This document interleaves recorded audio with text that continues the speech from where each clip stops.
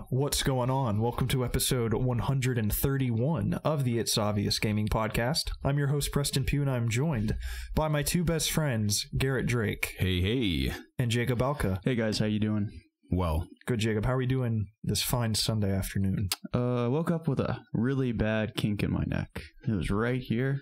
I took some Tylenol extra strength, and I feel much better. Just in case you guys were wondering. That's great, Jacob. Well, I'm actually upset today. Oh. Because this marks probably the 4th or 5th week in a row where you've refused to go to T-Bell with Preston and I. What gives? I don't know. I had Taco Bell yesterday. Why do you always have it the day before we go to Taco Bell together? I don't know. We usually go on Saturdays, do we not? Or that's when we should be going. We've been doing a lot of Sundays recently. Me and Garrett just went to Taco Bell together on Thursday. Mm-hmm. We went again, Jacob. I had a really good meal Thursday. I don't remember what it was, but I had a reason for skipping that day. I think as I was eating, you asked me to go on Thursday. What were we doing Thursday? Was it the Game Awards? The Game Awards. Yeah, that's what it was. The phenomenal Game Awards stream that we did. Yeah. Oh, yeah. The Game Awards was really good. Our stream, the show was great. The funny thing about the stream, I but I discovered what the issue was with our audio. For those of you that were tuning into the stream, everyone's saying, man, your voices are quiet. We can't hear you. So we kept adjusting levels, thinking we were changing our mics the entire time. And our test we did prior to the stream, we had the correct audio input selected for our microphones. We did a test and it sounded good. But in the midst of our technical issues right before the stream began, I accidentally reset the audio input to the default setting, which is my computer's internal microphone, which naturally sounds awful. Yeah. And the entire stream was the internal mic picking up our voices on my computer and not our actual microphones. So when I was adjusting levels, I was like, how can you guys not hear this? It's so loud on our end. And turns out we were not even adjusting our mics the entire time. And that's why it sounded so bad. I mean, how depressing is that? So dumb, yeah, dude. Pretty dumb. Because our video, I mean, the webcam obviously could look better, but at least we got the green screen in there and it looked kind of fancy. But mics, man, I goofed. And we sounded terrible the entire time. So I'm amazed that you guys... I have hair in my mouth, sorry. No, I got it out. But the entire stream, I'm amazed you guys stuck it out with us. So thanks for doing so. At least we got to watch it together. Yeah, that's what counts. That is what counts. So we'll inevitably have to repeat our post-show discussion on this podcast because I even played it back, the video, after the stream. Can't even hear a word we're saying. So I remember what happened. It's not even like that the audio was bad. It was pretty much non-existent. Yeah. So it was disastrous. Yeah. So we'll know going forward when we do another stream like that, which is inevitable, and we'll probably do it for E3 again next year. We know to make sure our audio is selected correctly. We do. So bummer. But other than that, all is well. Excellent. Jacob, you woke up with a kink in your neck. I did. I woke up with my dog assaulting my face. Nice. You see this cut underneath my eyebrow, my left eye? Yeah. Yeah, so I was looking under your eye. I didn't realize you said eyebrow. My bad. So I woke up, and last night or this morning was one of the worst sleeping experiences I've ever had in my life. My entire sleep schedule has been messed up this week because I've been off of work. So I tried to get back on track last night, and I ended up falling asleep at like 4 a.m. But I couldn't. I was tossing and turning, and I couldn't get comfortable. And my dog, Zelda, she refuses to. She has to touch me at all times during the night. She rolls up in a little ball and just gets as close to me as physically possible. And I was super hot, and I couldn't. Is it just you, or is it your wife too? No, yeah, my wife's there. But no, I mean, like, does Zelda like to be next to you? Or? Yes, me. Okay. Only me. She likes to just completely be all over me. Right. So she's curled up, and I'm trying to roll over, and I keep squishing her, and I keep pushing her away, and she'll just scoot right up next to me. And it's like 4 or 5 a.m. I still can't fall asleep. So I just pick her up, and I'm going to just move her to the other side. And I think she was asleep. So she kind of tenses up, and she just shoots her paws out. And as I'm pushing her, like putting her over me, her claws just like her limbs stretch out. Her limbs stretch talons out. And she just, as I'm pulling her over me, just her nail just slices under my eyebrow. Nice. And I'm like, oh! oh, and I set her down, and I like reach up and touch it, and I feel wetness. I'm like, I'm bleeding.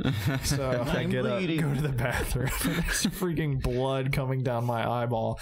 And I look back, she's just sitting up in the bed, just staring at me. You okay? Yeah, I feel bad. She didn't know it. I of course I didn't get mad at her. It was pitch dark. She had no clue what was going on. But yeah, I had to deal with that at like 4 a.m. Finally went to sleep, and then I had to wake up like 5 hours later and drive over here. So I'm pretty tired. My eye hurts, or my eyebrow hurts. Gotcha. So that was my night. Nice. Yep. Any painful experiences last 24 hours, Garrett? No. I mean, I got in bed pretty late because I got home late from work at like 4 a.m. But other than that, you guys are going to bed late. Yeah. Here, I thought I was going to bed late at 2 a.m., but... Yeah, I went to bed at like 7 a.m. the other night, so... Whenever I'm on break from school and stuff, I stay up. Yeah. I hate sleeping. I know you stay up. I hate it so much. I love sleeping. I like sleeping when I'm very tired, but I'm like hardly ever very tired, so... On Saturday, I slept in until like 3 p.m. And I went to bed at like 2 or 3 a.m. Yeah, it was a good 12 hours of sleep. Awesome. It was really nice, but your entire day's gone. Mm-hmm. And it makes me just feel so unproductive. Right. So I don't even know what to start or anything. My entire day is just ruined pretty much. Well, luckily for you, there's not much to do when the roads are iced. Yeah, which I was telling you guys, I didn't even know that was happening.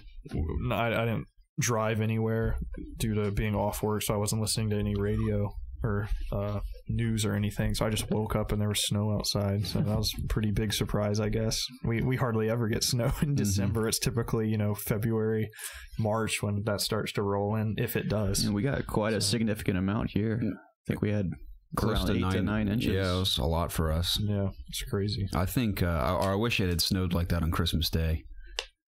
It's a shame. That would have been nice. It might. You never know. It might could. It might could. Yeah, it might. I know it snowed one year on Christmas a few years ago, and I was in Florida at the time. I was so upset the one year it snows on Christmas in Georgia. I'm not here. Mm-hmm. It was quite upsetting. Our friend Evan's in Christmas. Or he's in Christmas. He's in Florida. What's he doing there? Work. Exciting. Yeah. I don't know anything about it, but that's where he is. I like that shade of blue on you, Jacob. Thank you. It's a very spring color, but it brings out your eyes very well. I was thinking the same thing as I put it on, but I wore it anyway. Okay. Just because I wanted to wear blue. It's all right. I don't wear enough color in my life. I'm just wear black and gray all the time. You do pull off the black well. I'm glad, because that's what I prefer to wear. I think the most colorful shirt I have is a Flash t-shirt. I wear it like once a year. I think everyone can wear black well. I have like 2 red shirts. Then I have a lot of black shirts as well. A lot of gray shirts. Black is a great color. It's actually the absence of color. Well, I like it. Yeah, that's my color. Whatever it's coming out of me from school. Like it. Whereas white is the culmination of all colors. See, I always thought it was the opposite. I think it's actually not like the absence of color. It's like all the sub-negative colors or something. I can't remember. I completely tuned out and cut color theory and somehow got like a high B. I put Herbie Hancock as one of my answers in the final. Did you really? Yeah. It was like the only question I didn't understand in the final was like, who was the artist that did this in the 18th century? I was like, that's Herbie Hancock. my teacher, for some reason, he's a really nice guy. He would review our final grade with us from the test that we took. Like in person? Yeah, I'd just go sit next to him. We'd go over my answers, and he'd be like, so why'd you choose this answer? I'd be like, I don't know, blah, blah, blah, blah, blah. We get to the last one. He's like, now who's Herbie Hancock? I was like, you don't get the joke? I was like, have you seen Tommy Boy? And he looks at me, and he's like, yes. I was like, you remember Herbie Hancock? And he goes, oh yeah, I remember that. And he didn't know what I was talking about. But, oh, man. So, Herbie Hancock, that's the go-to answer. I would have marked it as correct if I were your teacher. So would I. Speaking of I appreciate that. Tommy Boy, Elliot was sending me Snapchats last night of when he's on the boat and Tommy Boy. Yeah. That scene's so funny. Man. The kids are yelling at him. Yeah. He's yelling at the kids. I showed my ex-girlfriend Tommy Boy. She did not understand it. Didn't think it was funny. I showed my wife Tommy Boy, and she didn't understand it either. Man, that's so bizarre. It's just really kind of disheartening. So I filed for a divorce. That's good. You need to get on that immediately. Did you guys play any games this week? I'm just kidding. I played a lot of games. I played a lot of games too, but I didn't check anything off my list, unfortunately. Oh no! All the games on my backlog are so freaking He's busy big. playing Skyrim Special Edition on PC. Every game on my backlog is so freaking big, I can't finish it. And I keep adding more games that are just huge. So I'm pretty much just focusing on 3 games right now. Nier Automata, Zelda, now that the Champions Ballad DLC came out, and Hold on. Xenoblade 2. What? I find it so interesting how our pronunciation is different. Is it Automata? It's or Nier Automata. I mean, I'm sure it may be a subjective thing, but I'm pretty sure it's pronounced Automata. I've heard people say Automata. But I also think it's hilarious that you pronounce Batman Arkham for so long. Give the guy a break, okay? I'm giving you a break. I That's just think it's funny. I meant to say Automata, but I said Automata on accident. That's okay. If he wants to say naked, let him say it. I do think it's a subjective thing. I don't think there is a proper way to say Automata it. sounds cooler, though. So I want to say that. It sounds more robotic and cyborgish. Yeah. Have I talked about platinuming Assassin's Creed? Because I feel like the podcasts have been, when we did it on Wednesday that one day. Yeah, it really threw me off too. Yeah, it threw me off. But I finally finished that game as far as the achievements are concerned, 100%. Like the Steam achievements? Yeah, the Steam achievements. Does it say 100% on Steam? It does. Nice. Yeah, it does. So, but there's still a crap ton that I technically could do in the game. That game is so big that I'm not going to talk about Assassin's Creed anymore because I feel like I've said the exact same thing every podcast when I talk about it. But it just kept blowing my mind how freaking big it was, how I would just be following the question marks, marking off everything that I was supposed to do, and then I'd cross a hill and there's an entire massive city, like not a rinky-dink town with farmers pulling goats or something, an entire city with side quests and stuff that I just stumbled upon, that nobody took me through that town on the main quest or anything, and I found like several of those places. It's huge. It's by far one of, I think, the biggest open world games I've ever played, and has so much content. It was just mind blowing. So, but yeah, I thoroughly enjoyed that a ton. I thought the story was really good. It ended in a weird way, a way I didn't expect it to end. And was it satisfying though? It was satisfying. It was. I really like the relationship between Bayek and Aya, and you can kind of see it going in a direction as you continue the game. And I thought that something was going to happen, but typically in a movie where they kind of play with a character, I'm trying to not spoil anything, but based on just movies I've seen where there might be conflict between two people, it's typically resolved in a particular way, but that's not the case in this game. Mm-hmm. Something happens that I kind of wasn't expecting in terms of between Bayek and Aya, and I thought it was really interesting and very cool, and I kind of like it.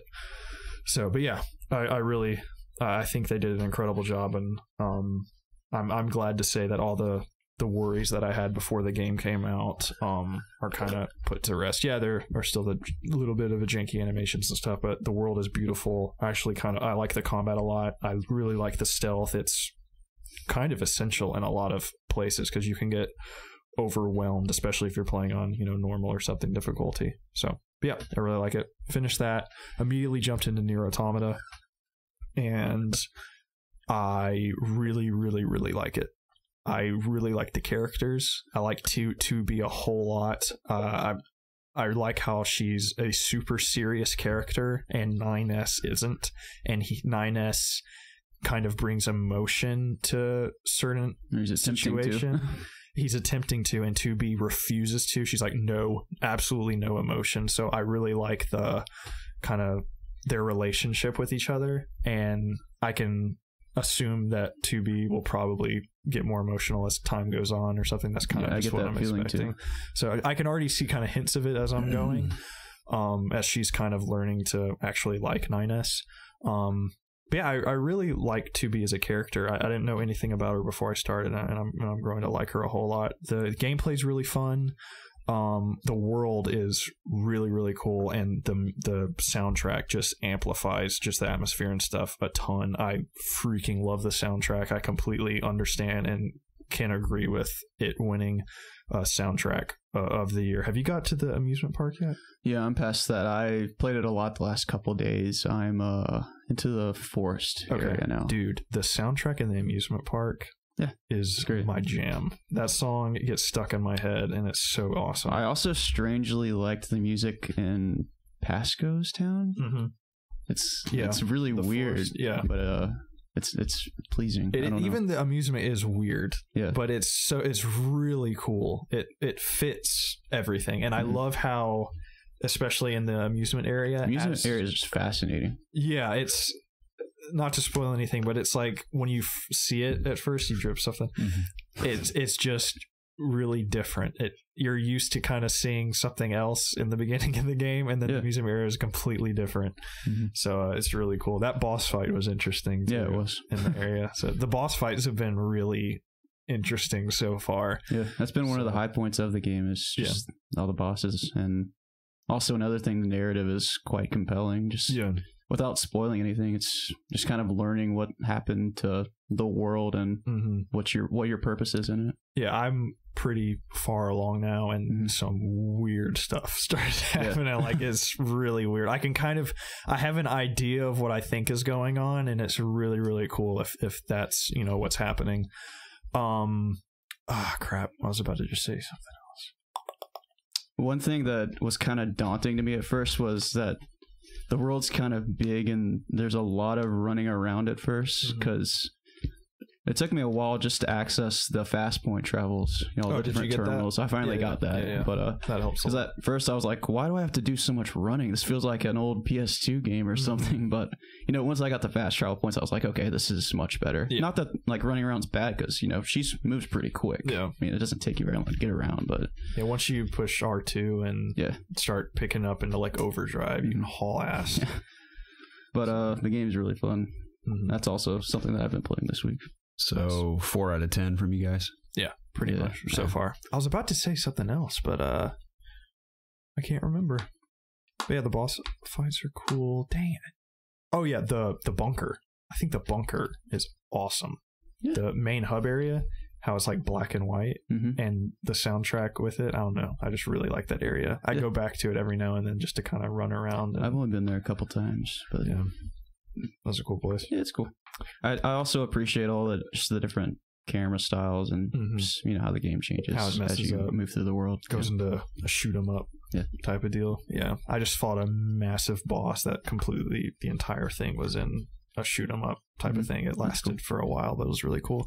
But yeah, I look forward to I don't look forward to finishing it, but I'm wondering how long it's actually going to take to beat that game, because there's a lot of side quests. Yeah, and I know to actually get the real ending, you have to beat it a few times. But I know when you play through it again, I think you play as 9S, and there's like different ways to play through it, if I'm not mistaken. So, but I know that's a pretty daunting task to take on, because that's probably going to take a while. But I'm enjoying it a whole lot. You're playing it on PS4? I am, yeah. I didn't know it was on PC, so I got it on PS4. Yeah, that was my big internal debate I was having, is what I wanted to get it for, because I've heard that the PC port is awful, and they've not updated it at all or anything. So I was reading through forums. Well, I decided to just take my chance and get it on PC. Because it was cheaper. I found it for like $30 on PC, and I missed my shot to get it Black Friday. Yeah, on Black Friday, so I just decided to get it on PC. And it runs fine. I can run it in 4K, but every time I enter a new area, it stutters a little bit, and it kind of annoys me when you're running so fast and you'll enter a loading area and it stutters a little bit. Frames, so I dropped it down to 2560, and it runs, flawlessly. Yeah, I bet it looks good. It looks good. I mean, it's the character model, especially 2B. She looks fantastic. Not you know what I mean. Oh, I know what you mean. Yeah, there's a lot of ass in this game. A lot of ass. Yeah, it's hard to miss. She just the way her and like 9S are designed, they're designed very well. But the world is pretty bland, just in terms of there's not a lot going on. Like if you go in like a little room, it's just a wall. The textures on the wall aren't, anything to write home about. So it's a little confusing why I'm even having those stutters when I'm playing, when I played Assassin's Creed in 4K maxed out and that game ran flawlessly, and then I dropped to this game and it's having problems. It may just not be optimized. No, yeah, it's clearly not optimized well. I hope with the success of this game, maybe if there's going to be a sequel, which I hope there will be, that they'll have more to work with next time. Yeah, I don't know, but yeah, it in the end runs fine. I just use my PlayStation controller. It's got the Xbox button prompts, so I have to know that square means X and A means X. Or no, A means X and square means... Hang on. Wait, what? A means X and square means... What is... A is X and square is X. Yeah, that's it. Yeah. Are you using an Xbox controller? No, I'm using a PlayStation controller. But X on the PlayStation is A on the Xbox, and square on the PlayStation is X on the... So when I see A on the screen, I know I have to push X. Okay. So I kind of have to tell myself I'm using an Xbox controller. Why don't you just use an Xbox controller then? Because I like PlayStation controllers. You say so. I do say so. It's not that much different, I guess. Because I would use an Xbox if it was having Xbox prompts just because, but... To each his own, I guess. I like PlayStation's controller better. That's right. I mean, if I had a choice, I'd use PlayStation. But in that case, if it's showing me Xbox buttons... It's not a big deal, though. I find it interesting that it does use Xbox interface. Yeah, especially when it's only on PlayStation. Yeah, it's weird. I don't know. That's the thing is Assassin's Creed had PlayStation prompts. A lot of games have PlayStation prompts, but for some reason Shadow of War didn't, and this game doesn't. I actually use an Xbox controller with Shadow of War, though. For some reason, I tried to use an Xbox controller with Assassin's Creed, but it just didn't feel right to me, so I've just stuck with PlayStation. I've yet to use a controller on my PC. Is it just as simple as plugging it in? Yep. Okay. Yep. I just load up Steam Big Picture mode and go to my game, and it's already configured and everything. What's Big Picture mode? The top right corner of Steam, there will be a controller icon, and you click on it, and it essentially turns Steam into like a console interface. You get an interface around it with the controller. Yeah, exactly. Okay. That you can use with that. Neat. So, anyways, I did that. Why don't you guys start? Because I don't want to talk too much, because I still want to talk about Xenoblade a little bit, and I don't want to talk about that too much, but I might on accident. So, Jacob, is there anything else you played? Yeah. I completed the Curse of Osiris DLC in Destiny 2. Review? The story was decent, It was a nice little side story to the Destiny universe. I think I had more problems than good things about the DLC, unfortunately. I mean, the game still suffers from there's not a lot to do to keep you playing the game, which is, I think it's a real problem for a game like Destiny 2, when, you're doing the same things over and over again. You kind of need something to chase or, achieve when you're doing those kind of activities in a game. And that game's kind of absent of all kinds of, achievable things to do. So I don't really find myself wanting to play Destiny anymore, but I did come back for the DLC, and like I said, the story's it's pretty decent. You learn more about Osiris. He's been known as one of the most legendary guardians in Destiny. He has a cool ghost that, it's pretty much accompanying you throughout the whole story. The DLC is only a couple hours long, which is kind of disappointing, but I wasn't really expecting a whole lot because it was only like a little $20 DLC, and from their past cheaper DLCs, it's better than the first ones they did, which was like Dark Below and House of Wolves. Cool looking weapons. There's really cool new exotics. There's one that shoots robotic spiders. It's a grenade launcher. And like, if you don't hit your target, they'll literally track to your target and detonate on it, which is cool. That's cool. There's a lot of returning exotics from Destiny 1, which is disappointing. I wish they would just make new ones. I'm not really a fan of. What's the returning one? Jade Rabbit Scout Rifle. Telesto, the fusion rifle. Mm-hmm. Remember that one's like... Yeah. There's some other ones. I'm just... I saw that hand cannon that's pretty much Red Death. Yeah, it looks like it. I haven't seen that yet, but it looks cool. Yeah. It shoots in bursts and everything. That's what I heard. And it has that knife on the front of it. Yeah. Having trouble remembering anything about the DLC. The eye. Prometheus's eye or something like the that?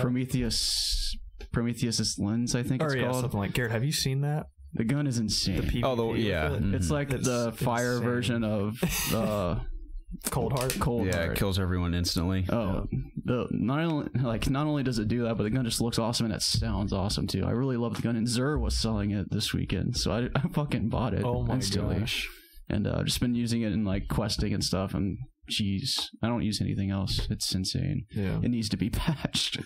But you gotta wonder how it wound up like that. I'm sure like they know about it, but it was probably too late to do anything about it, and they couldn't delay the DLC after they've been saying months that's coming out on this day. So I know, but it's just like I'm assuming they test all the weapons and how it affects that's it's not even a debate. It is overpowered, like no debate. So that's crazy that they let that in. But they left Trials going on this weekend, so I'm sure Trials is just a nightmare this week. I can't even imagine, dude. Cannot even imagine. Luckily, I'm not going to be banging my head on that anytime soon. If you thought the multi-tool was bad, holy crap. Yeah. And, with this DLC came with, weapon updates and stuff like that and tuning and whatnot. I mean, if you're into Destiny, it's a good time to be back in, I guess, but who knows how long this train's going to last. This content's probably not going to last very long, maybe not through the end of the year, so people are just going to be back to their same complaints of, what do I do now? There's no reason for me to come back to this game. So Bungie has quite the plate full right now, and I don't envy them in the slightest. But the DLC, just looking at it for the content that it brought, I think it was probably like a 6 or 7 out of 10. I enjoyed the story. How I felt. I enjoy the story more than anything. It's just cool. Like, I always say that I want to know more about the Destiny universe, and this kind of brought some of that. And, one more thing, the Infinite Forest, it was unique and it was cool at some points, but it was very repetitive throughout the story. You just keep going back in the same sequence every time, it feels like, through like different story missions, and it's kind of dragged on a little bit, and I was kind of disappointed in that. And Mercury overall just doesn't feel very big. I wish they would have focused more resources on making that feel a little more like the other social spaces or planets that you go to. Agreed. Besides that, though, I think that's all I played this week. I've been playing Overwatch competitive, but there's nothing really new to add on that front. You did the write-up for Curse of Osiris on COD Connected, didn't you? I did.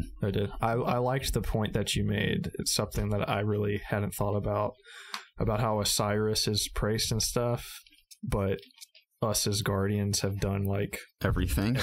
no one cares.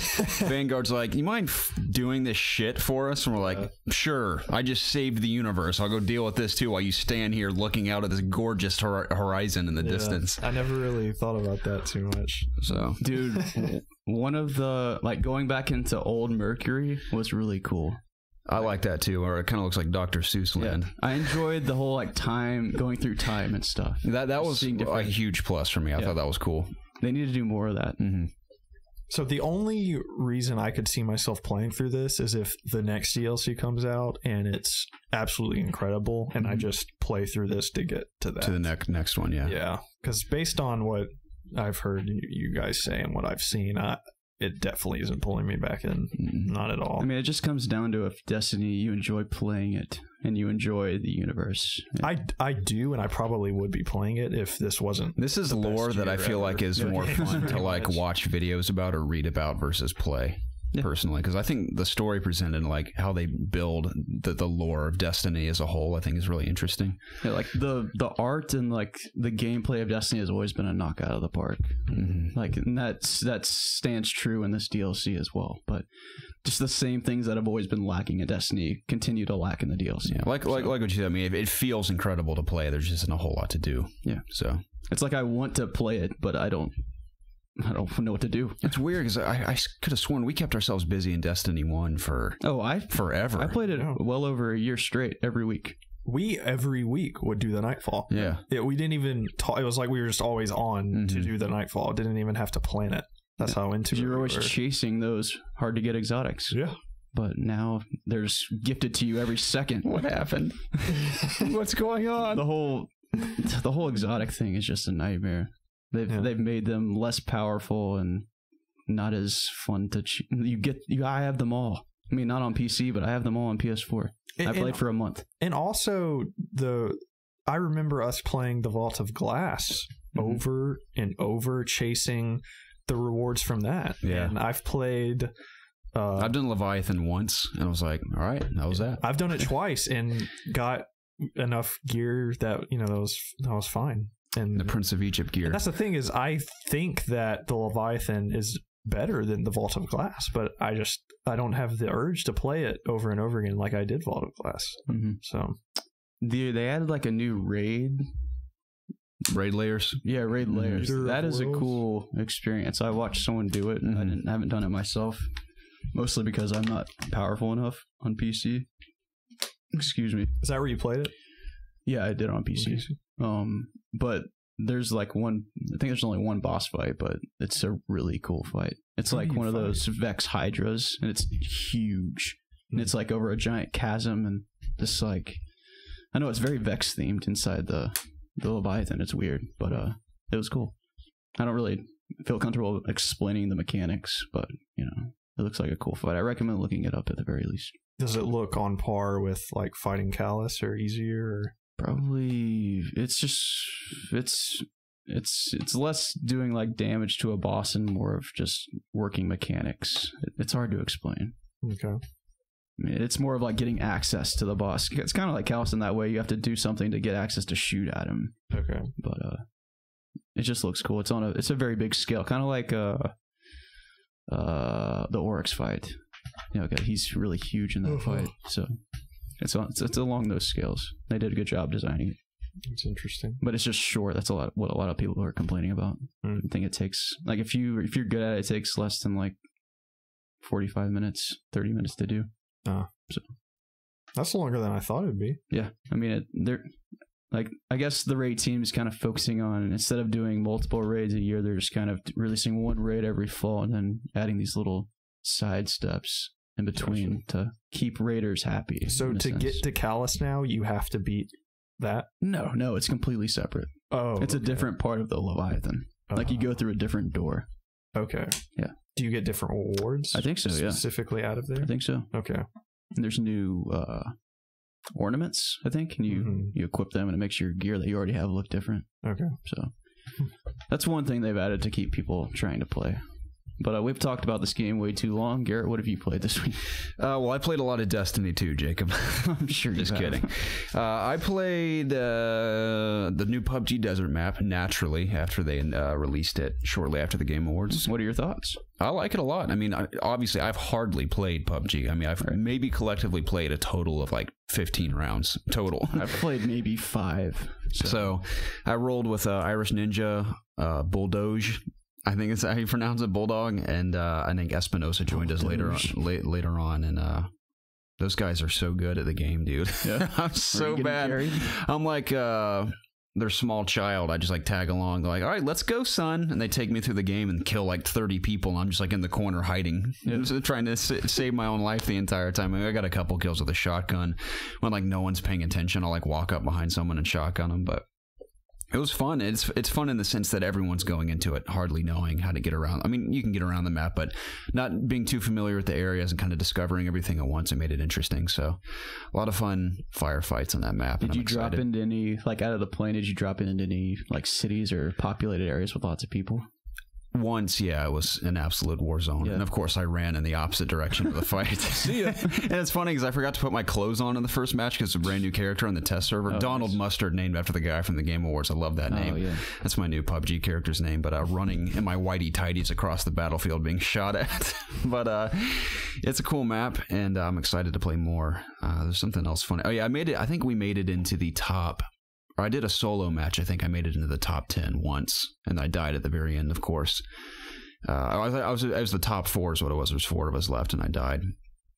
So I was the closest I came to victory in PUBG, easily. Only because no one really knew where they were going on that map, so it'll probably never happen again. I played a little Fortnite on PC. I have not tried 50 versus 50 yet. I really want to do that for a video this week, but Fortnite on PC feels so good, just running at that higher frame rate at 60 frames compared to the PS4's version. PS4 is good too, but I enjoyed playing it on PC, and I also made it into the top 2. It was in a final fight, or top 3, I should say, where I was in a ditch, and there's a guy who had built stairs up into the sky who was shooting down on me, and we were in the middle of a firefight, and some guy ran up right next to me and shotgunned me in the middle of that fight. Oh, man. Ruined it, man. It sucks. Sucks. But it's funny because I killed the guy who was shooting at me from up top, and I killed him, and right when I killed him, I got shotgunned and lost. It was devastating, dude. So, really fun, You have though. a curse of getting shot in the back a lot. I do, yeah. It is the curse I bear in competitive shooters, or just competitive games in general. But, yeah, I really love Battle Royale game modes at the moment. I know they're like the craze of the gaming industry right now, but I'm having a lot of fun with them. Is the 50v50 mode, is that separate from the Battle Royale? Yes, Preston actually played it a bit. Preston can talk about it.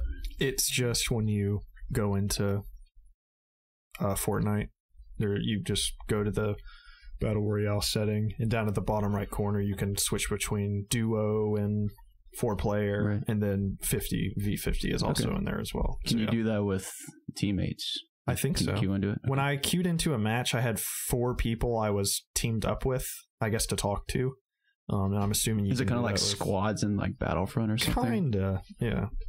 Yeah, That's pretty much what it's like. Yeah, I only played 1 match, and we absolutely destroyed the other team. I didn't even see anybody, and I was running around looking for a pistol, but we still had like 30 guys left. So you still pick up weapons? Yeah. Okay. They you all drop down. There's just 50 of you are on the same team versus the other 50. But it is pretty cool that the team that we did come up on, they had all gone together and built this massive fortress at the top of this mountain. The guys that were on my team were just so good, though. They were just running up, destroying everything. It was just a slaughter. So, but that's all I had time to play, was just that 1 match. And then I played just a single person one, and I killed like 3 guys because I luckily snuck up behind a lot of them with a shotgun. And then I got owned like across the map. I don't even see who killed me. But yeah, it is fun. It looks pretty, and it plays well. So I might hop back in.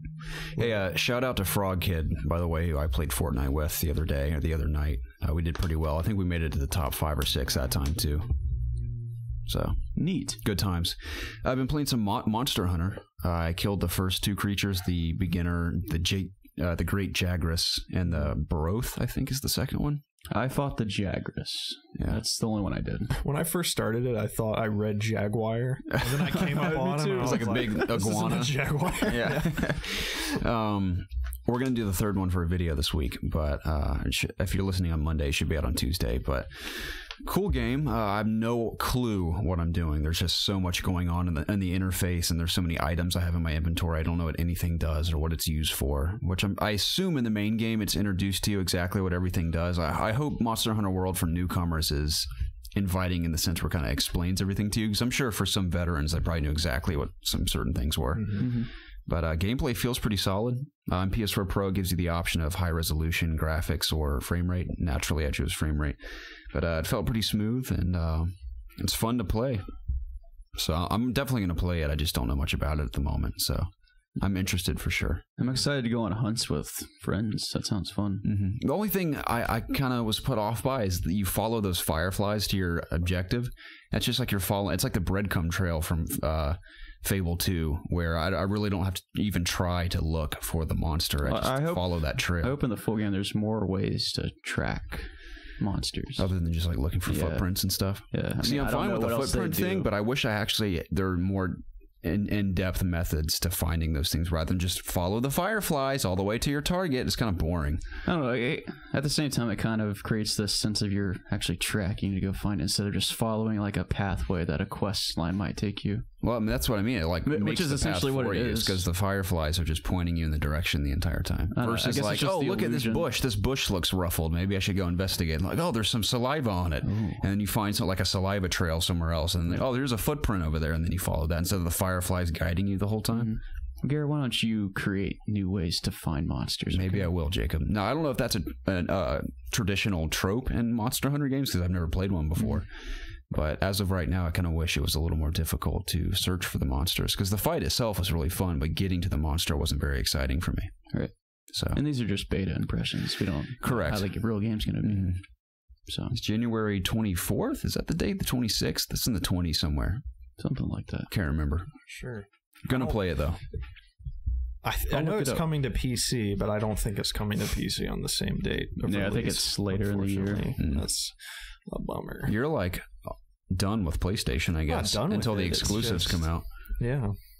It's kind of weird seeing this transition. I really like higher frame rates. It's fun. As do I. I mean, if I wish I could play everything at a higher frame rate. You and I talked about going to pick up GTA to play GTA Online on PC because it's a deal on Steam right now, right? Yeah. So I look forward to that. It's been a while for me. I really want to try that new heist, and I just really want to goof off in GTA Online. Yeah. I kind of want to download some mods for the campaign as well and just goof around with those because I've never messed with mods on PC before. January 26th is when Monster Hunter World will be released. 26th. Nice. Very cool. Other than that, Casey came home with a Nintendo, I think it's pronounced Famicom, the Japanese version of the SNES. And that was cool. She won it in a contest at that conference she was at. Oh, she won it? Yeah, she won That's cool. Do you know what Famicom stands for yet? I have no idea. Family computer. Interesting. It's a bizarre word. So it's cool though. I have that now. So I think she and I are going to do a little Let's Play of some classic SNES games on there. Excellent. Like Super Rockman or whatever he's called, Rockman X. Nice. Classic. One of my favorites. We're going to talk some more about Rockman in the news segment. Okay. In the process of reviewing Champion's Ballad for Zelda for COD Connected at the moment. That was a big announcement at the Game Awards. It was very exciting. It's probably the coolest announcement by far. But really enjoying the DLC. It's reminding me how much I really do enjoy that game. And I've been playing on my actual TV with the Pro Controller. It's an amazing experience. Way better than handheld. And handheld's great, but TV is just way better experience. It makes the game feel more grand than it already feels. Right. And I love all the new shrines, and I love the challenge at the beginning when you get that one-hit kill weapon where you have just half a heart or like a quarter of a heart, and you get hit once, you're dead, and you have to make it through all those shrines with that little of health. That's cool. That was cool. It was genuinely challenging, too. It felt like an old-school challenge in video games. Especially at the end of Zelda when you are pretty much overpowered. You have all the best stuff. You have a bazillion hearts. Exactly. And you actually have to play it differently. You have to play it cautiously, kind of sneak around and take people out one at a time and stuff. So yeah, it was very cool. I love that. I've completed one of the main quest lines for the champions. I think it was Urbosa's song. I think Preston said he did the same one. You're in the middle of the Rafiki, what's his name? The bird guy? Rafiki? Oh, I think it's Rivaldi. That's what it is. Something like that. Yeah. I love that quest line too. So I think it's fun. You have to genuinely hunt down, like Monster Hunter, for example. It's like follow the fireflies, and then Zelda gives you like a tiny little image on your map, and you have to kind of like find the general area and actually hunt to where you're going. Now that can be frustrating for some people, and you know me, I hate looking for things in games. I do too. That's why I look everything up. Right, but thankfully I could discover where it was, and I had to go find it on my own, which I thought was way more satisfying than following fireflies. So it reminded me as to why that game is excellent, and I do think it's very deserving of its Game of the Year award, which we'll talk about later. But yeah, really digging it so far. Yeah, I really think that this DLC tests your knowledge of the areas, because it gives you a hint of kind of where you need to go, but the picture it gives you isn't exactly one-to-one with your map. There's there's some proportional differences, which kind of makes it a little confusing to kind of look on your map and reference the picture they gave you. So you kind of have to look for landmarks. You know, if you see a lake in the top right corner, you know, you look for a body of water and then kind of compare the land around the water to the picture. So that's what I've been doing. But also it gives you objectives. In particular, once you get to Rivaldi, there's a challenge where you have to hit 4 targets. So I'm thinking, and my mind goes back to, there's that test flight range thing where when you met Rivaldi for the first time, you go there and shoot targets. Well, you know, I go there and boom, that's where I'm actually supposed to go. So it kind of makes you remember landmarks or particular tasks that you completed earlier in the game, and kind of go to those areas again. So I do like that aspect of it, where it, you know, does test your knowledge of the surrounding environment for all 4 of the areas. Obviously, I don't think you need to be super familiar because it does kind of tell you where you need to go, but that definitely helps you out a lot and probably will speed up the process if you are pretty familiar with the area. Mm-hmm. So, yeah, I'm interested to see how this DLC is going to end with, like, the new Divine Beast or whatever. Mm-hmm. I've heard rumors that they heard criticism from the other Divine Beasts being either short or whatever, and they kind of made this into an actual dungeon. Mm-hmm. That could be not true at all. That's kind of just what I've heard. That'd be amazing. So I hope that's the case. But that is what is really cool about this DLC. Nobody knowing anything and it just dropping. We're all in the exact same spot. Nobody got it early. Mm-hmm. Nobody, we're all discovering it for ourselves. I'm sure somebody beat it by now, but it is cool to have this journey ahead and me not knowing anything about it. So totally, I'm excited to play it some more. Nice. Yeah. Other than that, I obviously went to New York this past weekend and was attending the Champions of Fire Invitational from Amazon. Very cool experience. It was held in Time Magazine's headquarters in New York City. Very interesting building. It was so futuristic and modern that it was like complicated to get around. So I've never seen so many bizarre placements of staircases in a building in my entire life. You could like go up and down a staircase at the same time. I know that makes no sense, but it was the weirdest layout I've ever seen in a building. But it was cool. I mean, a staircase has the option of going up it or yeah, but it was like this weird like contortion of two staircases put together. It was a strange place. But we sat in on just the entire competition of all these popular streamers playing mobile games that are popular on the market right now. And it was funny because I have no interest in like half of these games. Phone games? Yeah, actual mobile games, but they're played on Amazon Fire tablets. That's why it's called like Champions of Fire. Mm-hmm. But it's really just a glorified advertisement for Fire tablets, I think. But the games were kind of cool. They played like Sonic Forces on mobile, which is actually a really impressive version of Sonic Forces. I thought it blends it's like classic Sonic mixed with Temple Run elements. I think for a Sonic game, it was brilliant. It's very similar to Mario Kart 2, where you're on like 4 separate tracks. And it's always online competitive races too, against real people. So obviously there's obstacles in your path. You have to like duck under them or jump over or swap over to another track. And you can hop on grind rails to get a boost of speed. And you collect rings to go faster as you go and pick up power-ups as well, like shields and like rocket blasts and stuff. So there's actually some pretty competitive races for those events, which I thought was pretty cool. Disney Crossy Road was another one that was surprisingly nerve-wracking watching someone play, because it's kind of like Frogger if you've ever seen Crossy Road before, where you're just hopping across a road. There's cars and trains and rivers and logs you have to jump over, and seeing people dodge cars, because these players are surprisingly good, where they get to every hop is like a number, and they get up to like 300 or 400 hops, which is like really impressive. And they'd both be neck and neck at the end, like dodging trains left and right, like by the skin of their teeth, barely dodging. When someone get hit by a train, like the entire place would freak out because you're just like on the edge of your seat the whole time. So I was surprisingly entertained by these mobile games, especially when people were competing in them. And I played a bunch of different games, but I was going to ask if anyone watches these streamers, because I had never heard of a single one of these people in my entire life, with the exception of Naomi Kyle because of IGN. But the people there was just someone named Yasuo, who ended up winning. He won $10,000 for winning the competition. Someone named Hafu. I've heard. That's a girl, right? Yeah. I've heard of her. Gassy Mexican, Northern Lion, Choco Bars, Pokimane, Mystic 7, Ava Jai, Galadon, who he was like this 40-year-old man who's a streamer, apparently. I was so confused. 40-year-old man? 40-year-old man. I was like, who in the world is this guy? He looked like someone's dad. Naomi Kyle was there, Nampai Kid, and Swiftor. Swiftor is huge. He is known for playing a lot of shooters, and he's very like community driven. Like he plays games with people in his chat all the time. Right. I mean, we had roundtable. Swiftor is probably the biggest one on that list. Okay, because I'd never heard of any of these people. We had roundtable interviews with all these people. I didn't even recognize them. I mean, I do now, obviously, but Swiftor has like the bald head, right? Yes. Yeah. Mm-hmm. Yeah. Mm-hmm. So you gotta like interview all of them.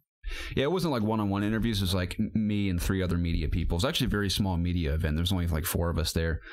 But we just sat in a room and talked to all of them. And it was mostly because I didn't really ask any questions because, frankly, I don't really care.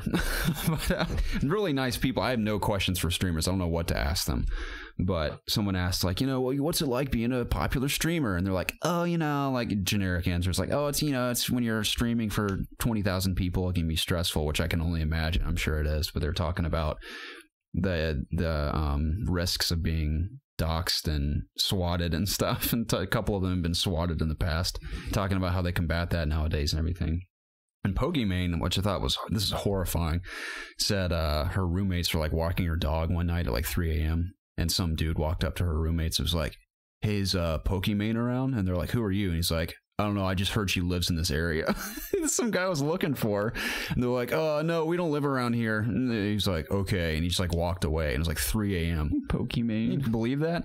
I was like, that's horrifying, man. So I was like, especially if you're a girl and you're that famous on the internet, I was like, imagine there's a lot of weirdos you encounter. I bet. But yeah, it was cool. It was interesting too, hearing from Naomi Kyle saying when she left IGN, mostly due to her, I think the guy she's dating works for Blizzard now, so they didn't move to LA or something. Nice. So trying to do her own thing now, streaming, and apparently she has all kinds of projects she's working on that she's not allowed to talk about yet. So I'm like, oh, it's cool that she's doing well after IGN. Mm-hmm.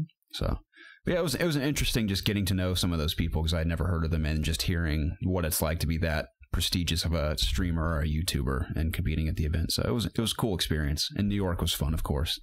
So I went to the Freedom Tower at the 9/11 memorial site, which is very beautiful there. It was amazing too. I didn't get to go up into the Freedom Tower, unfortunately, because I couldn't. You had to like buy tickets online, and their website kept crashing. So because apparently that is the tallest building in the city now, you can see the entire city when you're up there. But I couldn't get tickets, so maybe next time. But amazing experience getting to go to New York for the first time. That city is very huge, especially the buildings. The size of the buildings blew my mind. So, I mean, I've been in Chicago, and there's some big buildings there. In Atlanta is pretty dinky compared to those cities, but I was amazed at the scope and size of the buildings. A lot of the architecture there is beautiful too. So it was fun. I barely scratched the surface of that city. I was in Lower Manhattan the entire time. I could see the Statue of Liberty close to where my hotel was. Cool. But the furthest I ever went into the city was Times Square, because I'm a generic tourist, and I was like packed like sardines in Times Square. Yeah, and walked Sbarro slice. It's funny you say that, because on the stream I was telling Harley's like, Harley, I went to this like really sick local pizza shop in New York called Sbarro, I think. It's like, it's so good. She's like, I think that's a chain. I was like, yeah, I'm just kidding. But I went to an actual like pizza place on the side. I don't know if it's a chain or not, but it wasn't Sbarro. And was it good? It was basically like Sbarro, it just wasn't called Sbarro, but it was good. I should have looked up like the best New York pizza places. I think when our parents went, before they went to like your dad's friend's fancy restaurant, he took them all. Your dad took them all to a pizza place, and my mom was like going on and on. I've heard. I think it was Andreas, or maybe someone else told me to go to Sal's Pizza in New York. Mm-hmm. No, there's a million pizza places called Sal's all over the world, but there's a Sal's in New York that's apparently really good. I didn't get to go, so hopefully next time. But it's Sal's place. Yeah, I went to the Nintendo store in Times Square, or the Rockefeller Center. That was cool. Is Nintendo's... I was talking to my mom about this for some reason. We couldn't figure out where Nintendo's headquarters is in America. Is it in California or is it in New York? No idea. Because they have a headquarters somewhere here in America. For Nintendo of America. I just thought maybe you guys would know. But it's not important. Yeah. I went to the M&M store. The M&M store. I just walked around in the M&M store. I didn't buy anything. Is this the Marshall Mathers store or the chocolate store? It's the Marshall Mathers store. Really? Yeah, it's just all pictures of him framed, and you can... Are you pulling my leg right now? Is that no, a real I'm pulling store? Your leg. Yeah. I went to the Disney store. It was two stories. So I saw some Star Wars stuff in there. There was a castle inside, like a Cinderella castle. Yeah, not a full scale castle, but a little miniature one. Yeah. And that was pretty much it in New York. I didn't have a whole lot of time to explore, so I barely saw anything, but it was a cool experience. I saw the New Year's Ball where it's supposed to drop for 2018. Nice. So that was kind of cool. But yeah, it was fun. Nintendo of America is located in Red Mound, Washington. Really? It used to be located in New York, though. Yeah, I thought it was. Okay. Fun fact for you. Cool. Thanks for the info. I'm smarter now because of that. That was pretty much my week, though. Nice. I guess before we get into everything, I'll talk very briefly about the rest of what I played. Okay. Played a little bit of the Elder Scrolls Online. I got it in the Humble Bundle that I pay for. I forgot who wrote in and reminded me of that, but I appreciate it. I had a lot of games I didn't even know I had, and that was one of them. So I thought I'd jump in and try it out on PC, and I do like that game. I'll probably never ever get to it, but in a world where there's nothing to play, I probably would play that quite a bit because there are some fun things about it. The run animation sucks. It's awful, and it kind of, if the run animation was cooler, there might be a higher chance of me playing it over some other things. I'm not even joking that. Either. It's like, I think the worst run animation I've ever seen in my life was from Pokemon Coliseum. Yeah, it's bad. Yeah, or was it Coliseum? Yeah, it was that and Gale of Darkness or something, were those two GameCube ones. Now that I think about it, I think one of my least favorite parts about Elder Scrolls in general is that stamina bar. I don't like how you're limited to that. Because, like, you know, when you're, like, I know you're talking about running animation in particular, but just like you can only run for a certain amount of time. There's a stamina bar in Zelda. Yeah. There's a stamina bar in Dark Souls. There's a stamina bar in Monster Hunter. I just don't like the concept of the stamina bar. I like it because well, maybe not in Elder Scrolls, because Elder Scrolls feels a little more arcadey, but I think in some games, like Monster Hunter, for example, I think it makes total sense. And in Zelda, too, because it prevents you from just climbing anything at will whenever you want. It makes it a little more challenging. I guess in Dark Souls and Skyrim, it makes combat a little more interesting. I think I just mean it in terms of running. I don't like having to run, then I have to stop and let myself rest so I can run again. It's just not fun. I feel maybe reserve the stamina bar to combat, just moves. Yeah, I can see that. I might have been more pissed off at Fallout 4's use of the stamina bar, where it's taking away your AP points, if I ever used VATS at all. Yeah, I think it's so funny how I exclusively use VATS in Fallout 3. Oh yeah, maybe used it a handful of times in Fallout 4. I got to a point in Fallout 4 where I forgot that VATS was even in the game. Yeah, I might do it every now and then if I'm like point blank range with a shotgun just to see the guy's head fly everywhere. But I mean, yeah, you had to use it in the old Fallout games because it was like impossible to actually shoot anything. But so I played a little bit of that, and then a big chunk of my time I put about 20 hours into Xenoblade 2, and I don't want to get off on a tangent where I'm talking about this forever, so I'll be very brief, but I really enjoy it. I really like the story. I think the character's really cool. I really enjoy the combat.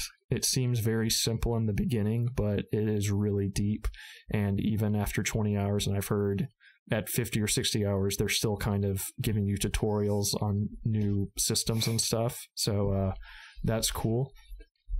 What else do I like? I'm sorry to interrupt you, but I heard someone say that you have to buy books that tell you how to do things. Yeah. That's ridiculous. Yeah. I haven't had the need to do it yet, though. The tutorial does an okay job of explaining it to you. I did watch one YouTube video that kind of really went into the, big details of combat, and that helped out quite a bit. But the main thing on combat is that you have a combo meter that can go up to level 4, and if you do a level 1 combo, you have to order one of your teammates to do a level 2 combo, and then you have to finish it off with a level 3 combo. And based on whatever element that combo starter is, it can lead to a different combo finisher. So this is kind of complex. Yeah, you have to. Yeah, different enemies are weak to different elements and stuff. And the main premise is you are a driver and you have a blade, which the main character of the game, Rex, he's a driver, and that girl that's also on the cover. Priya. Oh, yeah. Is it Pyra, I think, because she's fire. Yeah. What do I know? I haven't played it. Yeah, which that would make sense if it's Pyra. I'm playing it in Japanese, though, so I don't know how you're supposed to pronounce a lot of this stuff in English. So there's Pyra. She isn't actually a person. She is a blade, which is a being that is created from somebody touching these core crystals. I'm not going to explain all of it because there's just so much crap to explain. Yeah. But anyways, she pretty much supplies your power to your weapon. So throughout combat, there's like a tether that's connecting you to her, and if you're closer to her and if you're doing the combos correctly, that tether will build and it will allow your abilities to cool down faster and stuff. So that's about as much as combat I'm going to get into. But it's when you first start out the game, you're doing auto attacks and you're doing like hotkeys and stuff, but it gets way more in depth once you start adding people to your party and stuff.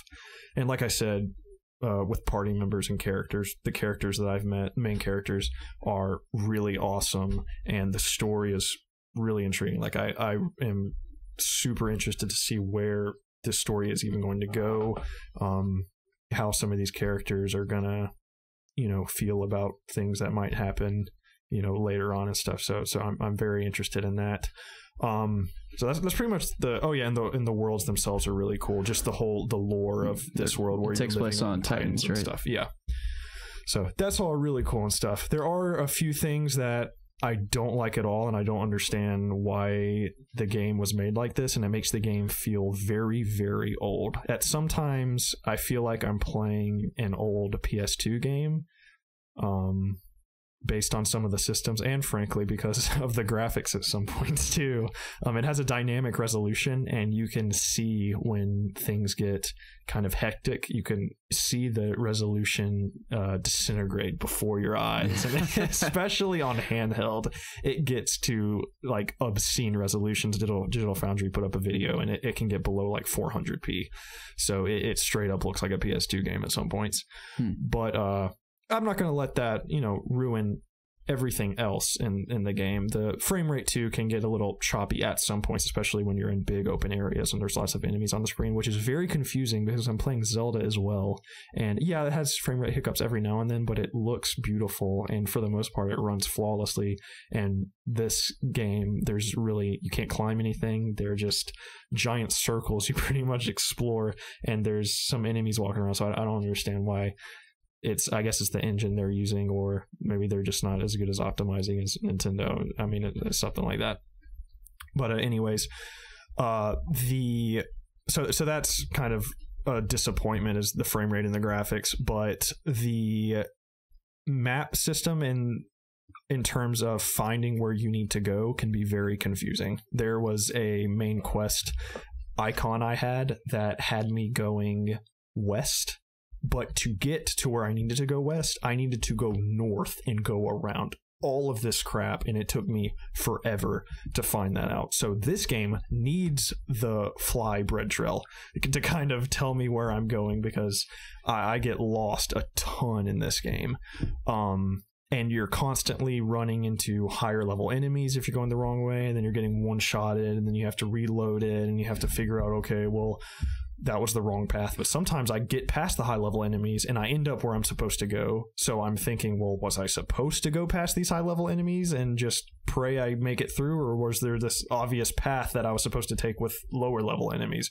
Whatever. But having left that initial main area where I was having those problems, I'm on another Titan right now, and I haven't had any of those problems thus far. Granted, it is a little more linear, so we'll see the next time I get to an open area if I'm still having that issue. The side quests are very MMO-ish. You're just going to a particular area, collecting a certain amount of things, but a lot of the time it doesn't really tell you where you're supposed to find this certain object. I was talking to Jay's playing it as well. He's about 10 hours in, and he told me he spent 2 hours farming for this particular route, and in the 2 hours he found one of them. It was kind of bugging him. He did think his game was messed up. He reloaded it, and he was able to find them faster, so that might have just been a bug he had. Yeah, it sounds like a bug. Yeah, so why was he farming something so early on? Isn't that it was a side quest? Oh, okay. He needed 7 roots or something. That sounds just like an MMO, like having trouble gathering the side materials. Quests are very MMO-ish. The combat, it has an auto attack, so it can be kind of perceived as MMO-ish, but I guess it can, but there's button prompts. There are timings with, like, when you auto attack, every weapon has a different combo. Like the main sword you start out with goes 1, 2, 3, and if you activate a hotkey as your sword hits somebody on the third combo, that hotkey, the ability, can do more damage. So you're watching you do the combo. You're activating things at a particular time. You're telling your party members when to activate their supers and stuff at different times. So it's a lot more than just the standard MMO, because you're watching other party members and stuff as well. But that's pretty. Like I said, I'm only 20 hours into it, which is a very, very small slice of a game this big. But even with those things I just said that bring it down a little bit and kind of make it seem like an older game, I am enjoying it a ton, and I love that I'm able to take a game this big on the go with me with the Switch. So I am enjoying it thoroughly. Now there's two great big RPGs on the Switch. Yeah, I do recommend this a lot if you want a big RPG on the go. Like I said, my uncle is not in JRPGs at all, but he's 10 hours deep into this game, and even we kind of share the same issues, but he still is excited to keep going. So I do think the good things in this game overwhelm the bad things, and if you can just trudge through those bad things and get over the frame rate and the graphics sometimes, and kind of not figure out where you're supposed to go, because when you do figure out where you're supposed to go and the combat starts and the cutscenes are going, it is awesome. And the cutscenes are freaking badass. There are a few like cutscenes that last quite a while, and there are fight scenes in them, and it's straight out of like a anime or something. It looks great. Cool. So yeah, I enjoy the game a lot. So excellent. Yeah, that's all I have to say for that. Beautiful, dude. You ready to get into it? There's actually 3 great Switch RPGs, counting Skyrim. That's true. I don't want to get flamed in the comments for whatever reason. Switch is killing it, man. They are. Remember when we were all kind of, after that presentation, a little concerned with it? Yeah. And now it's just destroying, just mopped up the Game Awards, just putting out games left and right. We got Bayonetta coming 1 through 3. I'm so excited for that. I remember when it came out in March, I was so hesitant to even get one just because Zelda was it. That's all we had. But now we're totally fast forward to here. We got Mario. There's Bayonetta coming. We got Xenoblade out. What else is out? There's so many great games on the Switch. I have got the Mega Man X series coming next year. Yeah, I haven't even played Mario in a while. I need to play that. Kind of put it down. Yeah, I haven't gone back to it either. It's a great game though. Yeah, great game. It's fantastic. That just shows how much stuff is on my plate, that this brand new critically acclaimed Mario game, I'm hardly getting to it because there's 2 other games on the Switch. No. Man. I mean, I'm playing 2 other games on the Switch. That's crazy. But anyways, this is the It's Obvious Gaming Podcast, the show where my 2 best friends and I get together every single week to discuss video games. Obviously, you can find all of our content, including the video version of this podcast, over at youtube.com/ItsObviousGaming. If YouTube isn't good for you, or you'd like to take us on the go, you can find this podcast weekly on iTunes, Spotify, Google Play, Audio Boom, and other podcasting services. Please check the description down below for time codes to skip throughout the podcast, links to our social media pages, PlayStation community, Xbox Club, Discord channel, and other means to connect with us. If you haven't done so already, please subscribe to the channel and be sure to comment down below and like as well to get involved with the It's Obvious community. Doing so helps us out tremendously, and we would forever be in your debt. With all that out of the way, hey man, what's the news? Gentlemen, as I mentioned, the Mega Man X series is making its way to the actually all platforms summer of 2018. This news comes courtesy of Michael McWhorter of Polygon. To the Game Boy? Yes, actually exclusively to the Game Boy. Wow. Forget what I said about multi-platform. Oh, man. Quote, Capcom is bringing the Mega Man X series, all 8 games, to Nintendo Switch, PlayStation 4, Windows PC, and Xbox One, the company announced during a live stream celebrating Mega Man's 30th anniversary. Mega Man X through Mega Man X8 will be re-released sometime during summer 2018. It's not clear currently how the Mega Man X games will be released, either part of a single release like the Mega Man Legacy collections, or as individual titles. I predict it's going to be a collection like the previous releases have been. I think it'd be weird if they released them separately. Yeah, it'd be easier for them to make money that way too. Like you could probably slap $30-$60 on that if you include all of them together. I wonder where they'll stop though. I wonder if they'll stop when the series went to PS2 and they started going 3D and they sucked really bad. Right.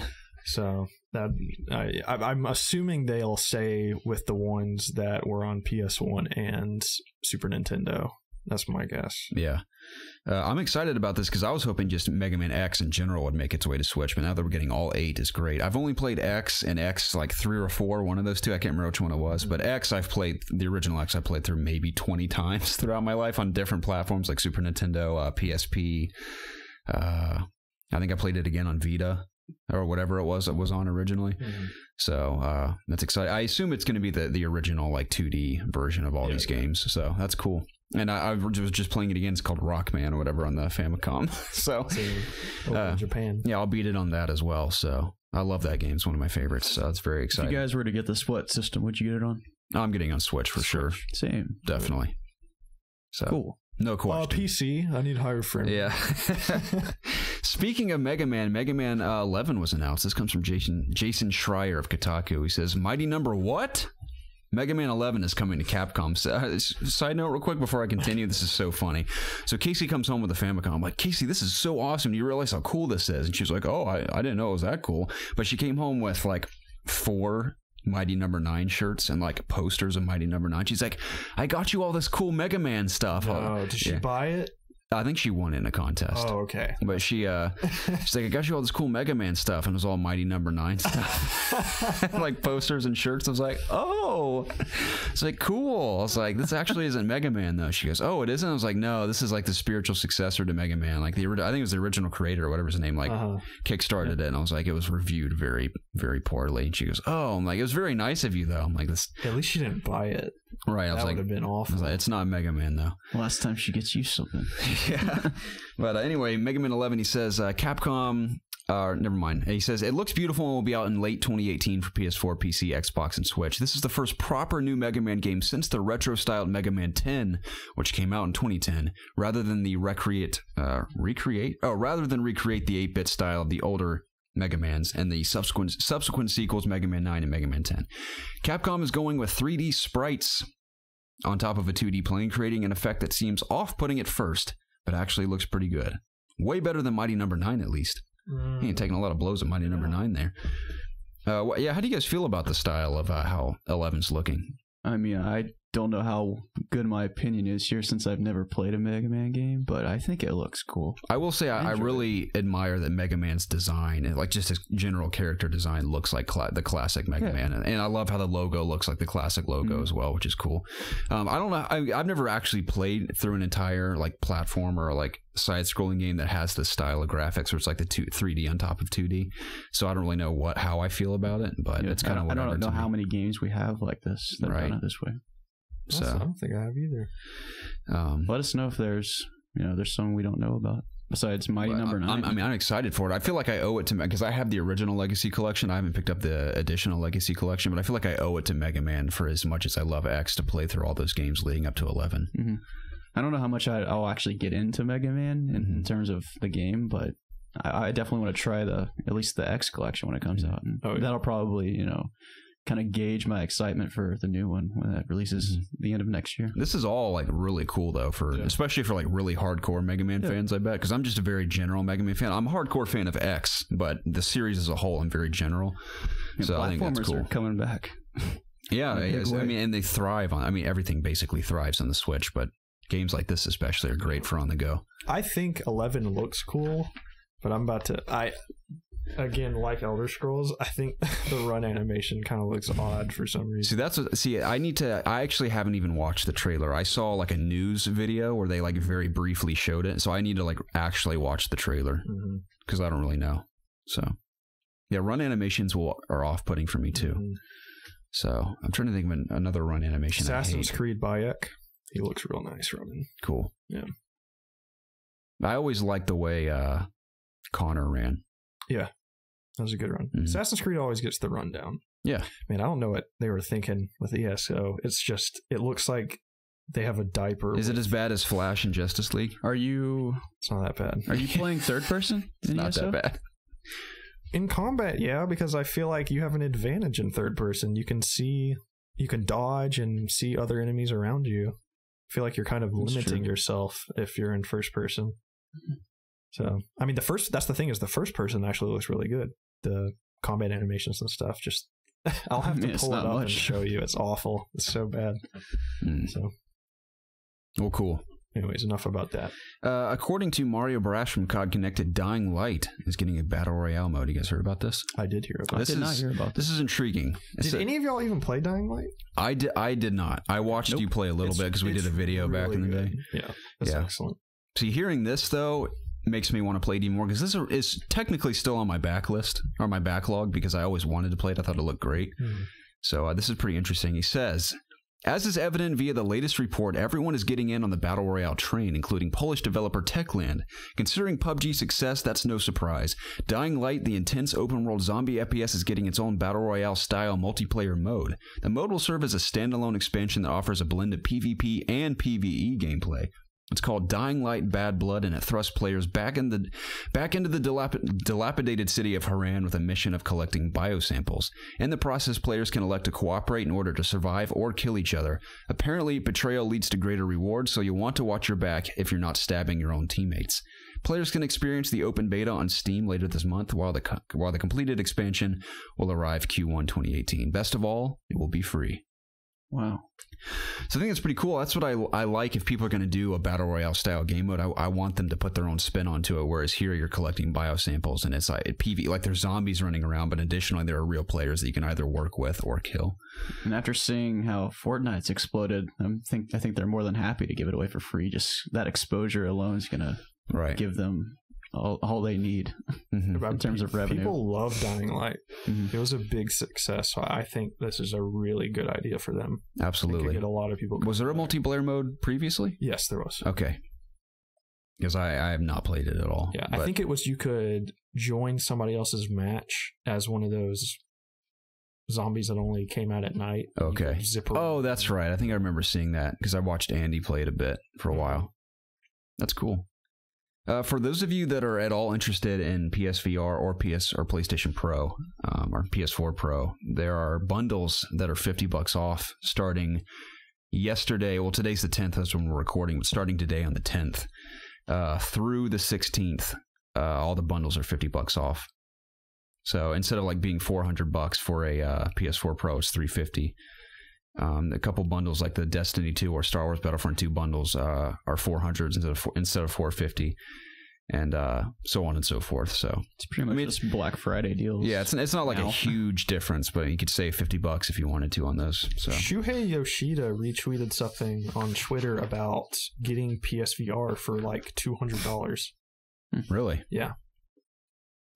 Where? If that's I don't know. He just retweeted something. Because I know they're doing that thing now where you can purchase it and try it, and if you don't like it, you can send it back for VR. Yeah. But I didn't really read into it. PSVR though for $200. That's an absolute steal. Is a steal. Yep. Some news nugs. We haven't done news nugs in a while. There's I like me some nugs. Several nuggets today, Jacob. Hope there's some special sauce we can dip them in. Oh, absolutely. Make them saucy. There's a little sauce at the end here. Bayonetta 1 and 2 are coming to the Switch on February 16th, and 3 is in development for the Switch exclusively, which was surprising. This, oddly, is what I was most excited about from the Game Awards. Really? I've always been so compelled by those games, and I'm glad I can finally play them. I've never played them, so might as well try them now if they come to the Switch. Yeah. It's very cool. Sea of Thieves is coming March 20th. That's also exciting. Very cool. I'm excited to try that. A Way Out is coming March 23rd. I know Preston and I are specifically excited for that one. Really quick. So Shuhei Yoshida retweeted an article by uploadvr.com, and at the end of this article it says that the headset is going on sale just next week for $199. That's incredible. So if you have been interested in VR at all, we have a ton of awesome games coming out that were just announced at the Game Awards and some that were announced at PSX. That if you are interested at all, that is a really good price point. Definitely. If you can snag one for $200. And even at the moment with Skyrim and Doom BFR, those are two really solid VR games. Definitely. Metro Exodus is coming fall 2018. I don't know if they announced the release window at E3 when it was revealed or whatever, but we now know it's supposedly coming fall 2018. We'll see if it makes it. It'll be interesting to see where they kind of place that, because the big releases also come out in the fall. So will it be like an August kind of a release, or potentially anywhere between like late August to like through November, perhaps? Because Metro's, it's a well-known. I'll probably pick up that collection and play through those two games before Exodus comes out. Because for some reason I'm very, very interested in Exodus, and I've seen Preston play a little bit of the first or second one.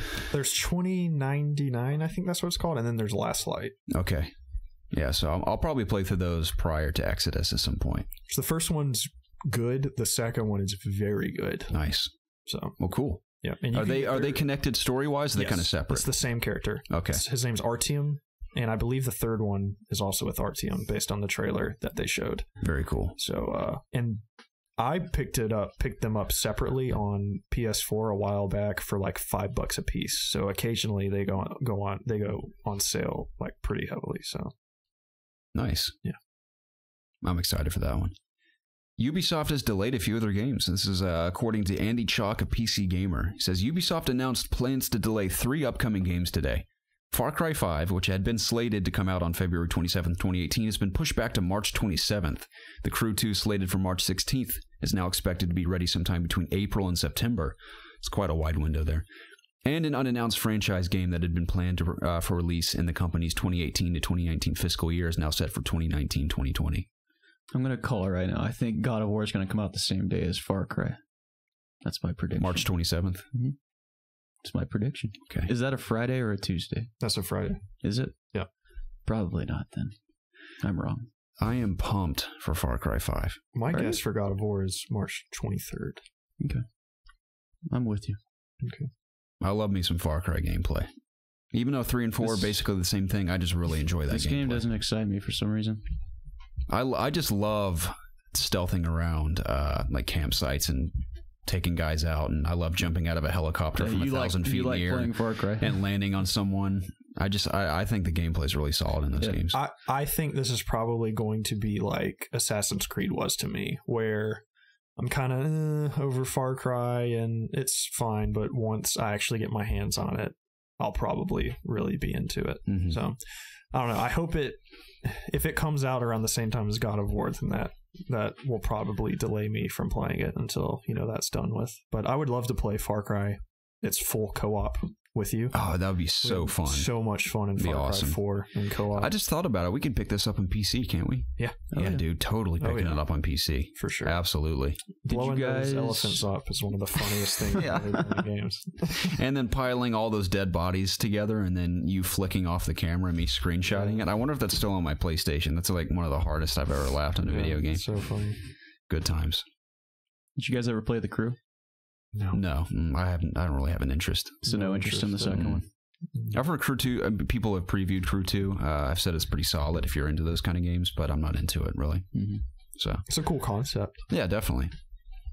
Did you guys see the Ninja Batman trailer? Yeah. How'd you feel about this? It was cool. Yeah, it looks kind of cool, I guess. I mean, I've always been open to different interpretations of Batman. I think it's very cool. Like, I love Gotham by Gaslight. I think it's really cool. It's like the 1930s Batman or whatever. I remember there was that test footage for a Batman game like that back in the day that was canceled. It'd been interesting. I don't really know how I feel about the mix between the hand-drawn animation and the 3D stuff. That's kind of bizarre looking. Kind of threw me off a little bit. Mm-hmm. That's a little bizarre, but I think the style and the idea is very interesting. Mm-hmm. So I definitely look forward to seeing it. A lot of people have pointed out as well that he looks more like a samurai. Yeah, that is funny how they're calling it ninja. I thought the same thing. He has like samurai armor on. Yeah, just change the title to Batman Samurai. Yeah. So Batman Ninja. I don't know. Neither roll off the tongue very well, but I'll probably watch it. Maybe just call it Batman, but like spelled in Japanese. Yeah. That'd be way cooler. Mm-hmm. So, oh well. I'm going to watch it, though. I'm excited for it. I think it looks cool. What about the Spider-Man Into the Spider-Verse trailer? You and I talked about this at lunch a bit. Mm-hmm. I think it looks awesome. It looks so cool, man. I love the concept of there being multiple Spider-Men. Mm-hmm. Like, has that ever been done before? Yeah, it's been done in the comics. On a comic book. Yeah. Well, I've never experienced anything like that, and that excites me. So it looks like we had heard that Miles Morales. I can't get it. I can't speak today. My nose is stuffed again. Looks to be the front runner of this movie. I'm pretty sure he's the lead character, but he's surrounded by other Spider-Man. I thought it was interesting. I'll have to rewatch the trailer, but I'm pretty certain he's standing at Peter Parker's grave at the beginning of the trailer. Mm. And obviously, I think he's talking to Peter at the end of the trailer. He's like, you mean there's more of us? So I think they're talking, and I think Spider-Man and other Spider-Men and women come out of the Spider-Verse in this movie, it seems. Maybe when Peter Parker dies, instead of decaying, spiders just come out of him, and they start biting everybody. Yes. Yeah. And that's how everyone becomes a Spider-Man. Yeah. How does Miles Morales get his powers? His uncle works in like this weird. His uncle's a criminal. He's in Spider-Man: Homecoming, but he has an actual title too. Like his uncle's like a villain or something, or like an anti-hero. Yeah, that's what it is. Yeah. He's like an anti-hero or something. I think he's at like a lab or something, and he comes back with one of the spiders, and he like brings some ice cream from somewhere, and then that's how Miles gets bit while he's eating ice cream. I think the spider bites him. And he has different powers too. I can't remember exactly what they are, but they're slightly different. Sounds like a safety food violation. Yeah, mm-hmm. It's interesting too because in Homecoming he's like, I have ice cream in my trunk. I got to get going. Oh, that's cool. Yeah, That's really cool. So I love the style of animation too. It just looks so unique. I love like the flashes that look like a brief comic book. They're all like neon and everything when he's flying through the city. Kind of stop motion-y too. Sort of, yeah. Cool. I think the style looks magnificent. I love the shots. There's so many awesome gifs that have come out of the trailer, like where he's standing in front of the subway train and it passes him, or he's on the side of the building and everything. I love what he's wearing too. Just those Jordans with like the hood and everything. Yeah, it looks so cool. That does look awesome. So I'm very excited. And it's Phil Lord and Chris Miller, who did Lego Movie and the 21 and 22 Jump Street movies. Recently fired off the Han Solo movie. But besides that, I think they're brilliant writers and directors. So I think this movie's going to be really awesome. I'm excited to see it. Yeah. But yeah, I love just how unique it looks too. Because it could look like I'm not saying all animation looks generic, but it could look just like a traditional Spider-Man animation. But I like the creative liberties and stylized approach they've taken with this. Very excited for Christmas of next year. Before we move on, I wanted to bring up the positivity surrounding The Last Jedi premiere. Dude, our next episode will be live after The Last Jedi is released. That's correct. You and I will hopefully do... Saturday morning? Is that what we're planning? Oh, yeah, we haven't bought tickets yet. No, we forgot. Hey, before you leave today, let's take a quick look. Because I'm seeing it Friday with my family and Casey. I can't do a Friday, so... Yeah, that's all right. So you and I will hopefully, maybe we can get into a screening on Saturday. But because I want you and I... If you're doing it Saturday, yeah, I'll go. It'll be Saturday morning. That'd be great if we could all review it together, because I know we did Force Awakens. And I know we're going to want to talk about that movie, because it isn't full on reviews yet. I think the embargo is either Monday or Tuesday of next week, or this week. I'll have to filter out this air in a second. I won't be reading them. Yeah, I won't be reading them either. I think I'm going to avoid them completely. I think just the initial reactions on Twitter have excited me enough. I've heard people say it's very different for a Star Wars movie. I heard other people say that it's unexpected twists and turns. I've heard people say it's surprisingly funny. I've heard someone else say it's Mark Hamill's best performance as Luke Skywalker in his career, which I think is a testament to Rian Johnson as a director, because I think Rian Johnson was able to bring him to that level. It's no wonder, like, if he's getting all this praise for this movie, that he's getting the whole sequel. Right. Sequel. Absolutely. And I can't wait, or the whole new trilogy at that fact. But what was I going to say? That threw me off for a second.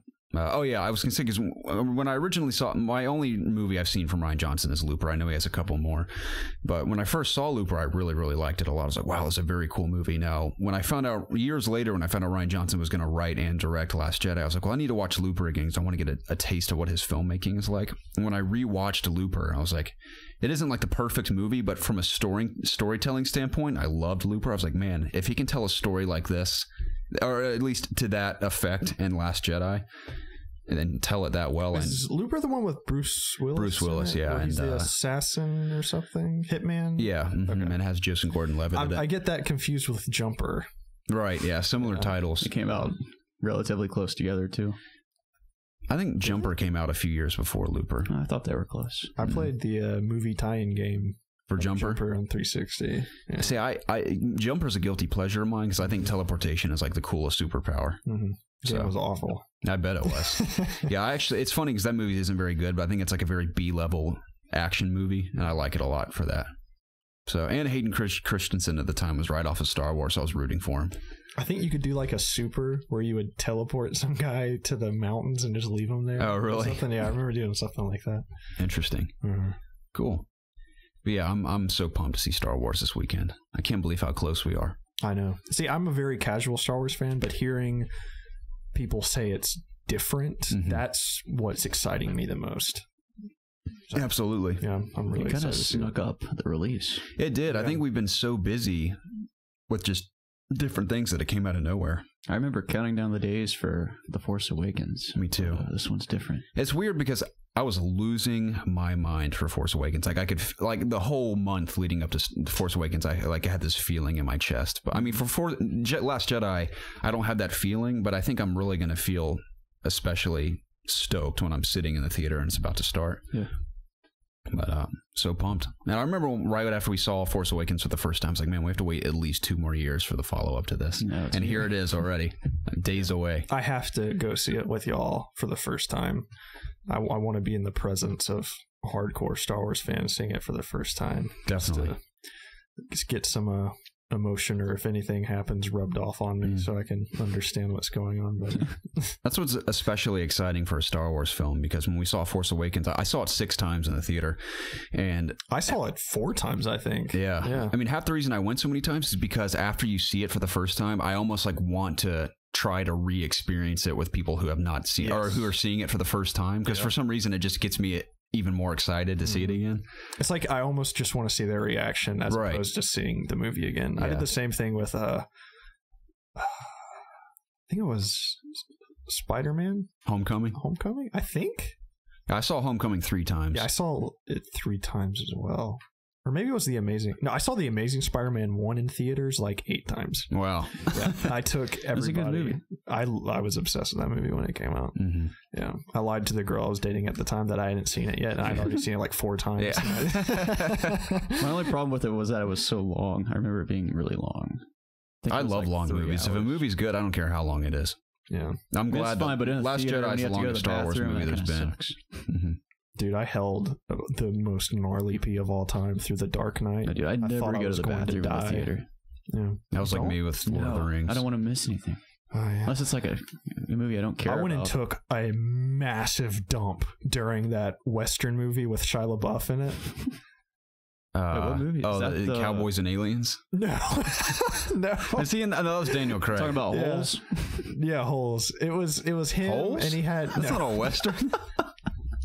No, it was him and Lawless. Oh, Lawless. Yeah, I took a massive dump with 10 minutes into Lawless and came back and was like, I need to rewatch this now. Yeah. I didn't know what was going on. Speaking of Westerns, I'm rewatching The Hateful Eight on Netflix right now because I hadn't seen it since the theater. I've never seen it. Dude, that not only is that a really good movie, that movie is so beautifully shot. It is gorgeous to look at because it's shot on 70mm Panavision, and it is just, you can see the difference between digital and film. I mean, it is breathtaking how good that movie looks. I was kind of discouraged from seeing it because a lot of Quentin Tarantino fans said that was one of his weaker movies. I think, because I'm not like a hardcore Tarantino fan, I love his movies, but I'm not like a Tarantino junkie or anything, but I can, as far as like the scope of his movies, it is much smaller. I mean, I think it's just a very cool, a lot of twists and turns in that movie, and just excellent performances across the board from everyone.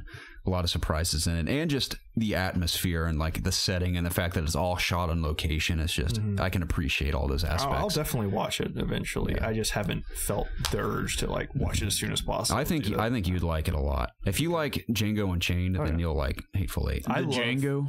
Every Tarantino movie. I think I've seen every one except I still haven't seen Reservoir Dogs. I haven't seen Jackie Brown all the way through. I haven't seen that either. That's the only one I haven't seen all the way through. I mean, like, Inglourious Bastards is one of my top 5 movies, easy. Yeah, that's on Netflix right now, too. I love that movie. Me too. I've seen that movie a bazillion times. So yeah, a lot of, like the scene where they're in the bar in Inglourious Bastards with what's the guy who plays Magneto? I always forget his name. Michael Fassbender. Hugo Stiglitz. Is that his name? He's the... That's when they're all undercover in the bar and they're like all playing cards. I think that's Hugo. He's the guy that he was on the newspaper for just brutally killing all the Nazis. I think he was one of the guys undercover. It was him and the girl, and they're playing that name game, right? Yeah. With the cards in their head. Yeah, that might be the wrong guy. But Hateful Eight is like in a setting. The whole movie isn't like a setting like that. Okay. It's just like it's literally like 8 or 9 characters in one room the entire time. I mean, it starts out like in a snowstorm in like the mountains, and they make their way to this cabin, but the whole movie takes place in a cabin like that. It's very entertaining. Nice. So I loved it. Cool. I'll probably watch it eventually. But that brings us to our main topic, gentlemen. We can briefly talk about the Game Awards, kind of our reactions to that, and PSX, some of the cool stuff we've seen out of there. So Game Awards specifically, we won't go into too much of a tangent here because you guys have pretty much heard our opinions on this, but Zelda won Game of the Year, and we all basically... Overrated. Yeah, we all agreed that it's very deserving a Game of the Year. I think it absolutely is. And I think playing through Champion's Ballad, especially on my TV with the Pro Controller, I'm reminded as to how much I do genuinely love that game. And I don't have a single complaint about it. I think it's phenomenal. So I totally get why it won Game of the Year across the panelists who voted. And cool fun fact, Jake Baldino was one of the people on the panel voting. So that was cool. I'm a really big fan of his video game content. I enjoyed it as well. His Before You Buy videos are great. Yeah. Mm-hmm. His Xenoblade 2 video is fantastic. Yeah. This is a very quick side note. Eric Striffler, who I've been watching for years on YouTube since he was like a kid. He started when he was like 17. I watched him on his old channel all the way up until pretty much it. And he just released, according to him, he said this multiple times in the past, but this is apparently his final movie review he's ever going to do on YouTube. It was for the latest Saw movie called Jigsaw. And I don't know if you've seen his recent reviews, the way he does them, but they're basically short films. Have you watched them? The first one I saw was his Homecoming review, where he kind of has a discussion with himself about it. Yeah. Very sad to see he didn't like that movie that much. I know, because I love that movie. Confused me. But I love his style of movie reviews, and it's a shame because I feel like, I mean, I've always loved his content, but I feel like this style of movie review is so unique, and it's sad to see, because it's very interesting the way it's written and shot for his final movie review. And it's surprisingly emotional too. So I thought it was really well done. But apparently he's done on YouTube. It's a shame that he never really got. Yeah, he hit like the 70K mark subscribers, and he never went beyond that. It's like he just stopped. I don't know how, because that's my fear, is that we'll just stop growing, which at this point is probably inevitable down the road. But because there's some YouTubers that'll hit like a stride and they'll just hit a wall and just never grow after that. Which is great, because if you have a core audience who continually supports you, then sure, if that's good enough for you. But there's some people that I guess after you do it long enough, you don't grow. I can see where you would grow weary after a while. Yeah. So, have you guys seen the new Ready Player One trailer? Is there a new trailer? I haven't seen the new trailer, no. I think it just released. I hear the book's fantastic. I think the initial trailer I saw looks interesting. So yeah, there's a new one. Oh, you know how they do the movie commentary tracks? Yes. Him and one of his friends did The Room. I saw the snippet from it. You watched the whole thing? Not the whole movie. The snippet he put out, the like 10-minute snippet, and it's pretty hilarious. Yeah. I went back and watched it. It popped up on my feed because of like the disaster artist videos floating around. PewDiePie's just short discussion about The Room, like back from March of this year. It was so funny. Just the way he talks about that movie is hilarious. That movie's hilarious. I need to go see the disaster artist. I do too. Maybe we could see it. You need to watch soon. The Room. I've seen like, you could argue I've seen like 90% of it, just the little tiny pieces in between. There's a lot of stuff in those montages that there are scenes from the movie I've never seen in any of the montages that are just absolutely hilarious. It's what amazes me even more. I've been doing a lot of reading. I'm sure a lot of this will be explored in the Disaster Artist movie itself, but just how many weird things that happened while they were shooting that movie. There's just things that Tommy would do, and just the production itself is the most bizarre thing, and it's amazing. It's just not only the movie, how the cult classic that it is, but the production itself is just fascinating. Yeah. So that's why I'm especially excited to see that movie. For sure. Anyway, Game Awards. Yes. So Horizon didn't win a single thing. I was very surprised. I was convinced it was going to win Best Action Game. I forgot who said it, but somebody made a good point. If we were all sitting down and we were assigning these games to different awards, we would have the mindset. And I think when we initially made our predictions, we thought this way, where, okay, we gave Zelda Game of the Year.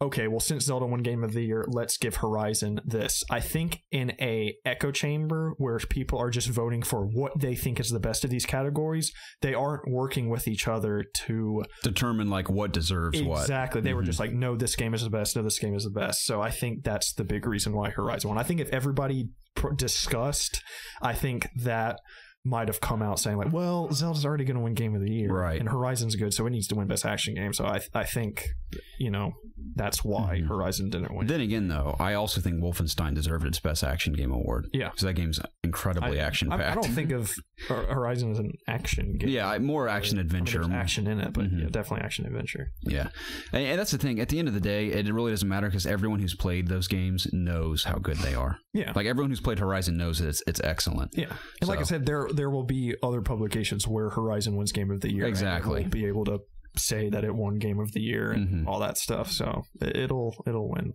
something. Absolutely. Some of the awards they glossed over was funny. It was funny. Best strategy game actually did go to Mario Rabbids. It's just so funny because we made that joke. We're like, well, Mario Rabbids stole XCOM, and plus it has Mario, so I could see that beating XCOM, and that's what happened. That was my point. That's what happened. That is so funny. I read that they completely forgot, or something happened to where they didn't even announce what won Best Multiplayer Game. Oh, really? Yeah. Well, PUBG won, obviously. Yeah. But yeah, they didn't even talk about it. It's funny how many were glossed over. Or just like, oh, this one, this one, this one, this one, this. Yeah. They didn't do like RPG either. Yeah, that was just, I didn't even know what happened when they announced which RPG one. I will say that it seemed like the smooth, aside from all the ads thrown into it and how lengthy it felt, it was the smoothest Game Awards I think we've had so far. Yeah, minimal cringe. That was a complaint I saw, was that there wasn't enough cringe. Yeah. We had the classic "fuck the Oscars" guy. I mean, that guy was out of his mind. I loved that. It was classic, though. I mean, that will be forever a meme. That is a meme now. Yeah, big time. It's so funny. So, some fun moments though. If anything, he's passionate. He's passionate. His game looks awesome too. It does. I cannot wait to play his game. Mm-hmm. That's why EA is not going to do anything about it. Right. So it was a fun time though. I'm glad everyone joined us for that stream, and we promise our audio will be correctly selected next time. Yeah, it was a major goof. Yep. It's funny because we had to. It really wasn't even the audio that we were having trouble with when we were setting up. It was the video that was giving us issues, and we finally figured that out. And in the process of figuring that out, I accidentally reset OBS to like all of its default settings. Mm-hmm. I don't know why I didn't think to just turn my volume up on my phone and listen to the stream. That's all I had to do to, like, oh, I would have known. Had I heard it, I would have known instantly what the problem was. It's a shame. So, bummer. You live and you learn, though. Yep, we learned a big one that time. At least it wasn't like E3 or something. Mm-hmm. So, that was sucks. Yeah. I don't think there's anything else to cover from the Game Awards. No. Yeah, we already really went over the announcements that happened. Mario won Family Game. Odyssey won? Mm-hmm. Oh, Family Game. You called it. I did. Good call. Nice. I think there's a surprising amount of games we predicted incorrectly.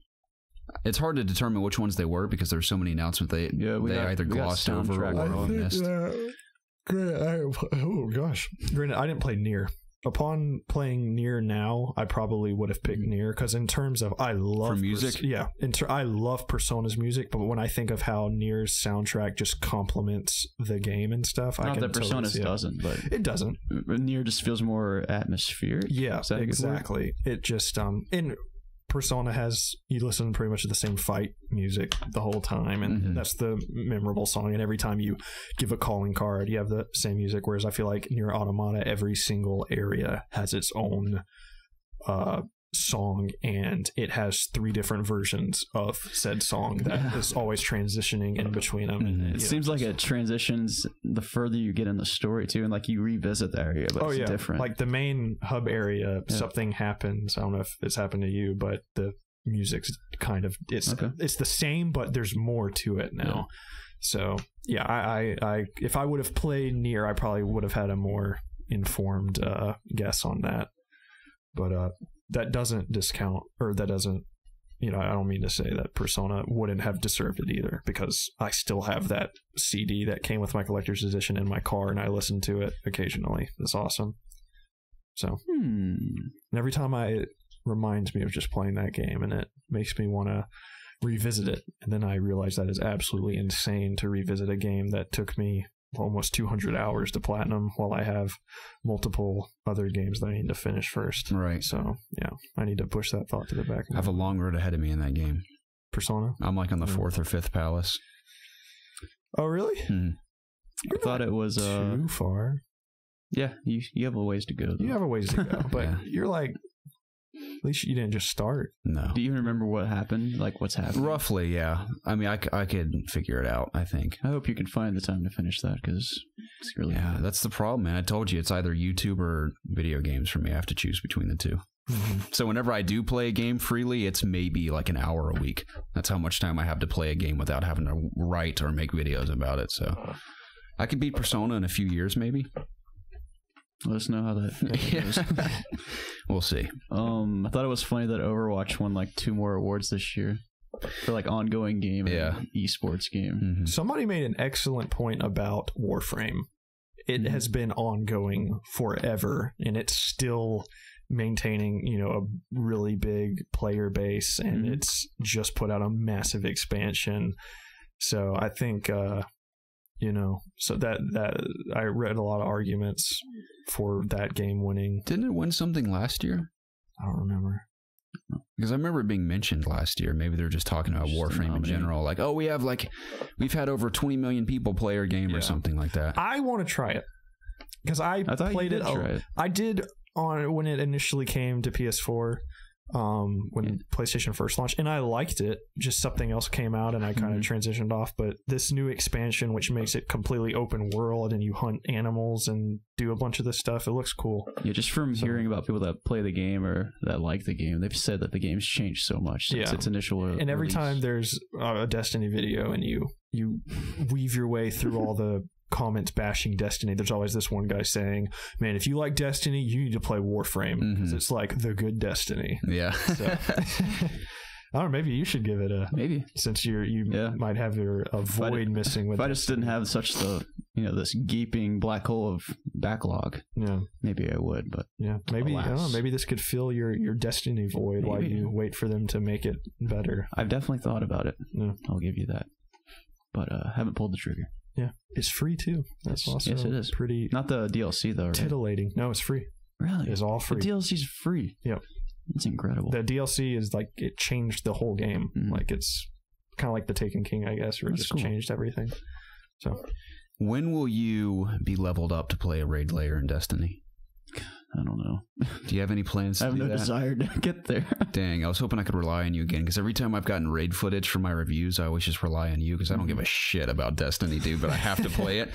And there's no way I'd level up in time to... Because my review's considered in progress. The only other thing I have to talk about is the raid layer. So... Oh, so you have to do it? Yeah. I mean, I don't have to play it because arguably I can watch someone play it and get the exact same impressions. The only difference I'd be shooting something and instead of watching. How would you get footage for it though? Exactly. So I was hoping to just get your footage if you were going to play it, but I mean, I might. I don't know. I might just steal from some other YouTuber and make that footage like very, very brief to where someone's like, was that someone I know? And it's like, no, it was my gameplay. I'm power level like 260 or 270. I think you have to be well over 300 or maybe at 300 to do it. Oh, F. Because they raised the power. I thought you had a fully leveled up character. On PS4. Oh, you've been doing this on PC. Oh, yeah. I don't blame you, but okay. Yeah. I've kind of stopped playing PS4. Apart from Nier. That's right. I mean, I think Destiny is way better on PC. Yeah. So, I mean, I don't think anyone would dispute that. Oh well, yeah, I'll probably just steal from Dado or something. We'll see. I wouldn't do that. Yeah. Oh well. What were we talking about? Game Awards. Yeah. It was a good year. I thought it was entertaining. Yeah. This is by far the best one. Yeah. So I hope for a little more cringe next year. Yeah. Let's hope. Let's talk about PSX. I'm going to rely on you to kind of talk about the main points of PSX because I haven't hardly watched anything. I watched the opening ceremony. And miraculously, I didn't fall asleep because it was insanely boring. Pretty much the only reason I was holding out was for hopefully to see like a God of War release date. And the God of War guy came out there and he just commentated over the gameplay demo we saw at E3. The only important thing he really said about it was they are taking in the criticism of the kid talking too much, so they're going to tone that back a little bit. And they asked him, well, what's the release date? And he just said, 2018, we're working on it. Yeah. So that was pretty much it. Herman from Gorilla came out there, waved, said thanks for Horizon success, y'all. It's basically just a bunch of guys sitting on a couch. That's what it was. I mean, Medieval remastered. Cool. I have no nostalgia for that game. I had the demo disc of it on PS1, but I never really played it. A few VR games. I forgot the name of it, Fire Shield or something. It pretty much was like Rainbow Six Siege in VR, 4 versus 4, PlayStation VR exclusive, which that looked definitely interesting. There was another VR game that looks. Oh, you were like flying around. I forgot. It was made by people that made Entwined. I believe that's what it was, with the two dragons flying around each other. Wipeout Collection is going to get VR support. Where that actually looks really cool. I want to try that out for sure. Doing like loop-de-loops in a roller coaster, flying 1,000,000 miles an hour. That looks really cool. Hideo Kojima came out and we watched the exact same trailer that we just saw at Game Awards. See, everything you're saying is like what I expected it was, so I was just going to wait for news stories. You glossed over. What's that? The Last Guardian VR. Yeah. Cool. It's like a 15-minute experience. That was cool, I guess. I saw there's something called like Killing Floor Incursion. That's VR. Yeah. I don't think that was announced. That was announced a while ago, I think.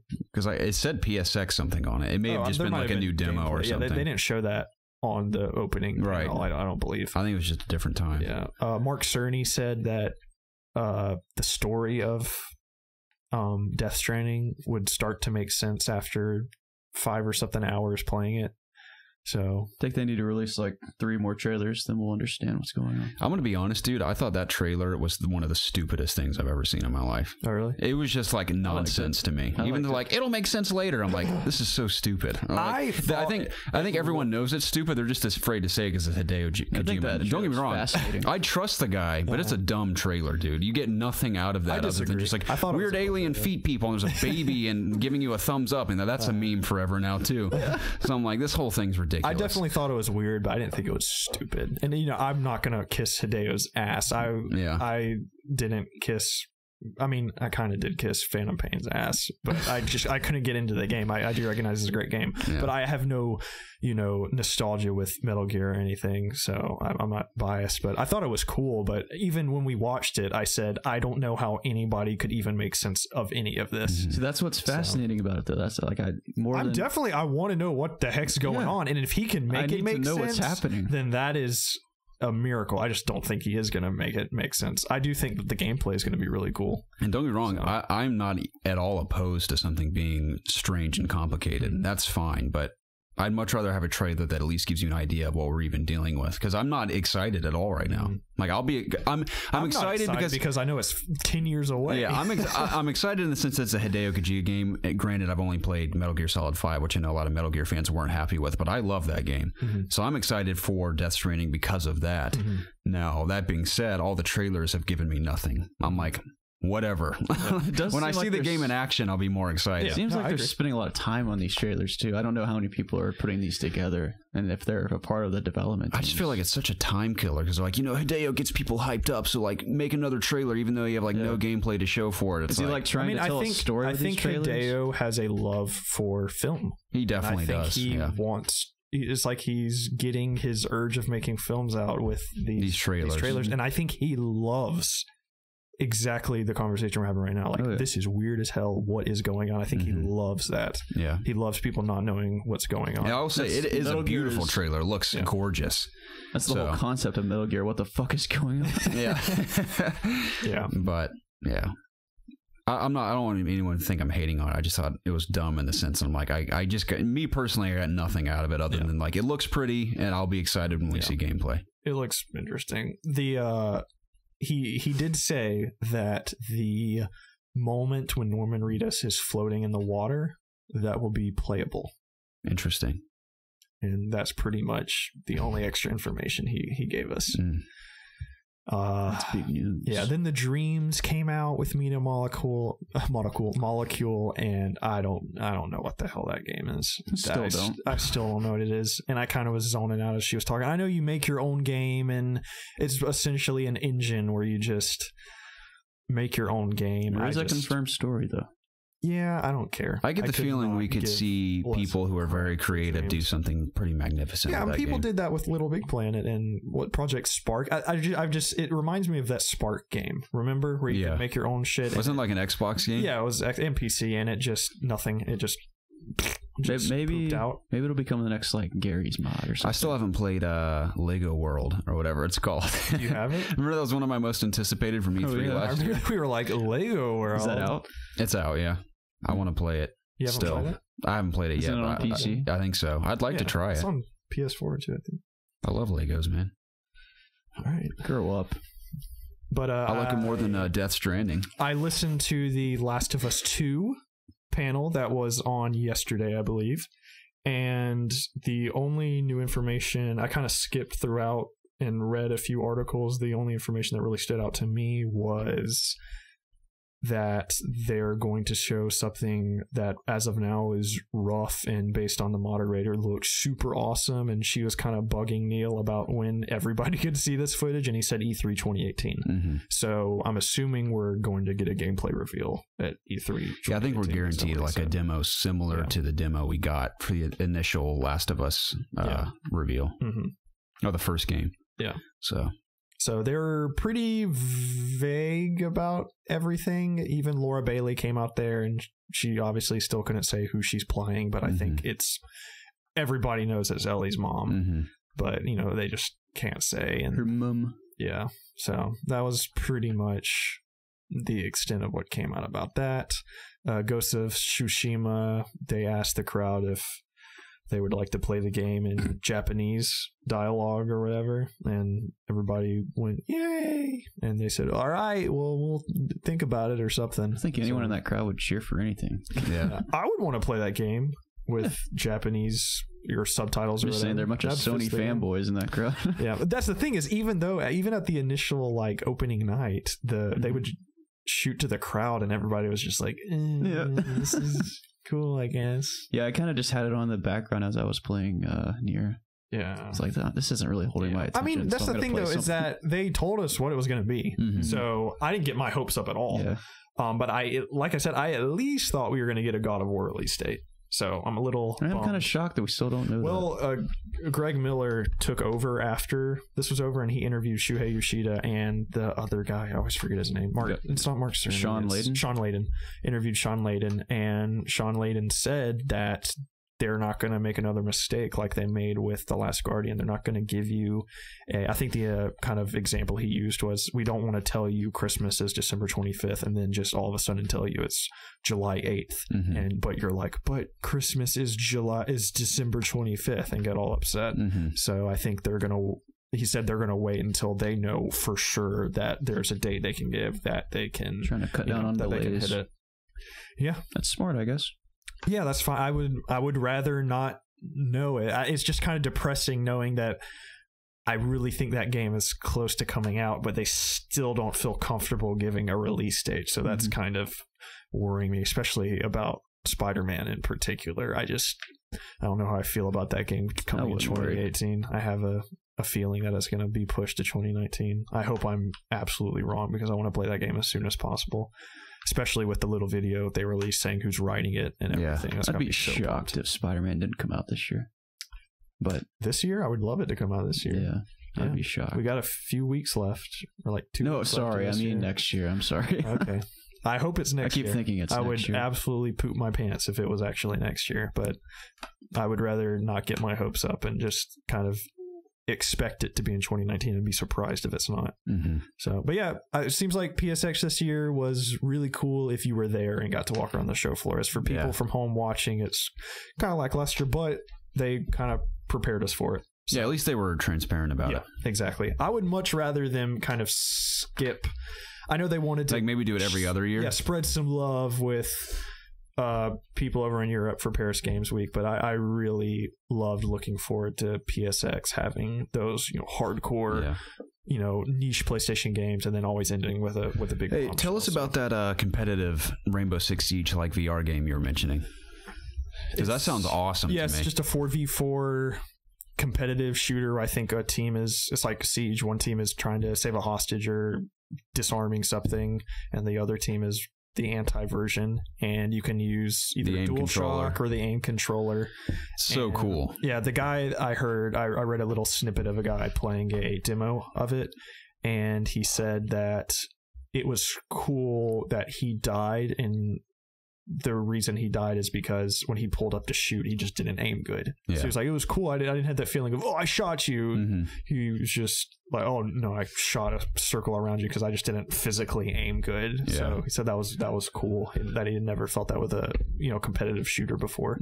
So the footage that they showed was pretty alpha-y, like for sure. It's not that finished, but they said it's coming out in early 2018, I believe. So I'd be interested to see how that is. They said you can lean around cover and do stuff like that. So it's very cool. Yeah, we'll see. Sounds What's that cool. other game? It's Blood and something. I keep forgetting the title. Blood and Wine Witcher 3 DLC. Is it Blood and Truth? Yeah. I think it's Blood and Truth. Yeah, the follow up to London Heist. Yeah, that looks really cool. I loved it. Hey, did you watch the demo they just did at PSX? No, all I saw was the Paris game. I didn't watch the whole thing. I had it on in the background, but at one point you have to use both move controllers to pick a lock in the door, and it's actually like a little mini game you have to do. He was leaning around corners with like a silenced pistol and everything, and he's having to control like a security console with like different things. They said that they wanted to have as much interaction as possible, because for me, playing London Heist, some of my favorite parts, or my favorite scene in the entire game, is when you're in the pub and you're like playing with a cigar and little items on the table. I love doing that kind of stuff in VR, so they have a lot of stuff like that in the game. And that game looked beautiful. It does. Some of the best graphics I've seen in VR. Yeah, it looks great. So I'm pumped for a handful of VR titles coming out. That'll be. I know I didn't pick up Doom. I'm not sure if I will pick up Doom. Maybe if I have some free time. If I do have free time, I want to play VR. I'll probably jump into Skyrim. But this definitely looks like a VR game that I'm going to pick up the first day that it comes out. Absolutely. I was going to say one more thing about VR. I did see a gameplay demo of Gollum, which was a early PSVR title that they showed off, and I was not impressed in the slightest. It looked kind of shitty, to be frank. Bummer. Yeah, the combat looked really dumb. You have a giant sword, and just the golems you're fighting they're coming overhead. You gotta block it, and then one of their limbs glows blue, and you just smack it, then block its attacks, and then smack the blue part. It looked kind of dumb. So, which is weird. A bummer, because when I first saw that game being initially teased and stuff for PlayStation VR, it looked really cool. But not looking so hot now, especially with a lot of just the super awesome stuff that has been coming out for VR. The bar is raised big time. So, yeah. Nice. But I think that's... There might be a few more things that trickle out between now and Monday, but we'll see. Yeah. I'm sure we'll talk about it on Discord if anything big happens. I doubt it at this point, but yeah, I'm sure. Some cool little nuggets out of PSX this year. Yep. Yeah. That brings us to community questions. Thank you to each and every one of you who send us questions every single week to supply us more conversation for the end of every episode. It spices up the conversation, and I'm amazed that you guys continually send us questions every week. We truly, I know everyone says this if you listen to additional podcasts or other YouTubers, like, thank you so much. Like, we mean it from the bottom of our hearts when we say thank you. I'm amazed because I'm going back through our catalog of questions through the entirety of 2017, and we have received countless this year. It's amazing. Yeah. And like I said, huge jump from last year. Yeah, we have a bazillion Ask IOG questions. I mean, we have enough questions to do like 4 or 5 episodes of Ask IOG. And I think we could probably do one this week. I know we say that every week, but what's stopping us from doing one this week? Star Wars. Yeah, but I mean, what if we shot it on like Thursday? Going Thursday night. Yeah, I guess we're not. We could do Thursday night Ask IOG, couldn't we? As of right now, I can, but I think I should be able to. Okay. What about you, Preston? Anything you do a Thursday night Ask IOG? Even if you do it remotely, you can take that home with you if you need to. My mixer's broke. Oh, how'd it break? It just sounds like Alien. Gosh, these effing Behringer mixers. By the way, speaking of mixers, we ordered our brand new ones, so you will not have to listen to the weird noises that happen in our audio from here on out. I'm sure some of you have noticed it over time. It's gotten worse and worse and worse because these Behringer mixers are awful. So the new one is on its way. It'll be here Wednesday. So going forward, we should have much cleaner audio. I'll take this home and mess with it to see if I can fix it. But I tried. I think I tried this mic, the other mic I had, and the lapels, and they all are just. It wasn't even like what we're used to. It was straight up like it was awful. It's like a dial-up sound. It's funny. That's basically what our main one does. I forgot. Hey, while this air is going again, I have to filter this out. Let me get it real quick. 1 sec.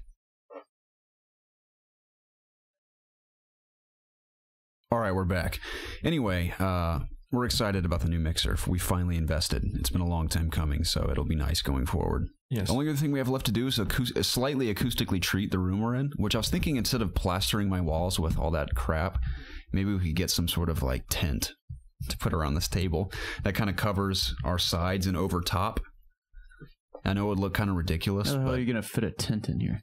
Not like a full-on tent, but maybe some sort of makeshift blanket fort over us. It would block the sound from bouncing off these walls. So That might be an idea. If we could make it look nice. Yeah, I don't know. I might have to just invest in that stuff. I think I could proof this room for maybe like $500. It may be worth it in the long run because it sound really good. Yeah, but you can reuse it. I can. I'd have to figure out how to get it. I know there's a way to get it on the walls without destroying your walls, which is the goal because I won't live here forever, obviously. So we'll see. But again, thank you to all of you who sent us questions. It's amazing, and hopefully we get to Ask IOG this week. Yeah. We've been saying it for months now. We've got to do that. And people deserve it. They've sent us great questions. But if you want to reach us, you can reach us in one of three places. You can email us at ItsObviousGaming@gmail.com. You can tweet at us at obvious_gaming, or you can submit your questions in the Ask IOG section on our Discord channel. All that information is found in every description of every single YouTube video we've ever made. So click any of those descriptions. You can find all that info down below. Oh, yeah, and always include the hashtag AskIOG if you want your questions read on the show. I can hardly speak. I'm not sick, but my nose is like swollen for some reason, so I can hardly breathe through my nose. Do you want me to read it? No, it's all good. Okay. Sam Harris says, "Hello, Supreme Overlords." Oh. Wow. A couple weeks ago, he was calling us like nitwits or something. Wow. Whatever it was. You need to make up your mind, bud. I want to go the opposite direction for Game of the Year. What was the worst game of the year? Which one really disappointed you? I was lucky enough to not have played a terrible game this year. Love to hear your thoughts, and as always, keep running.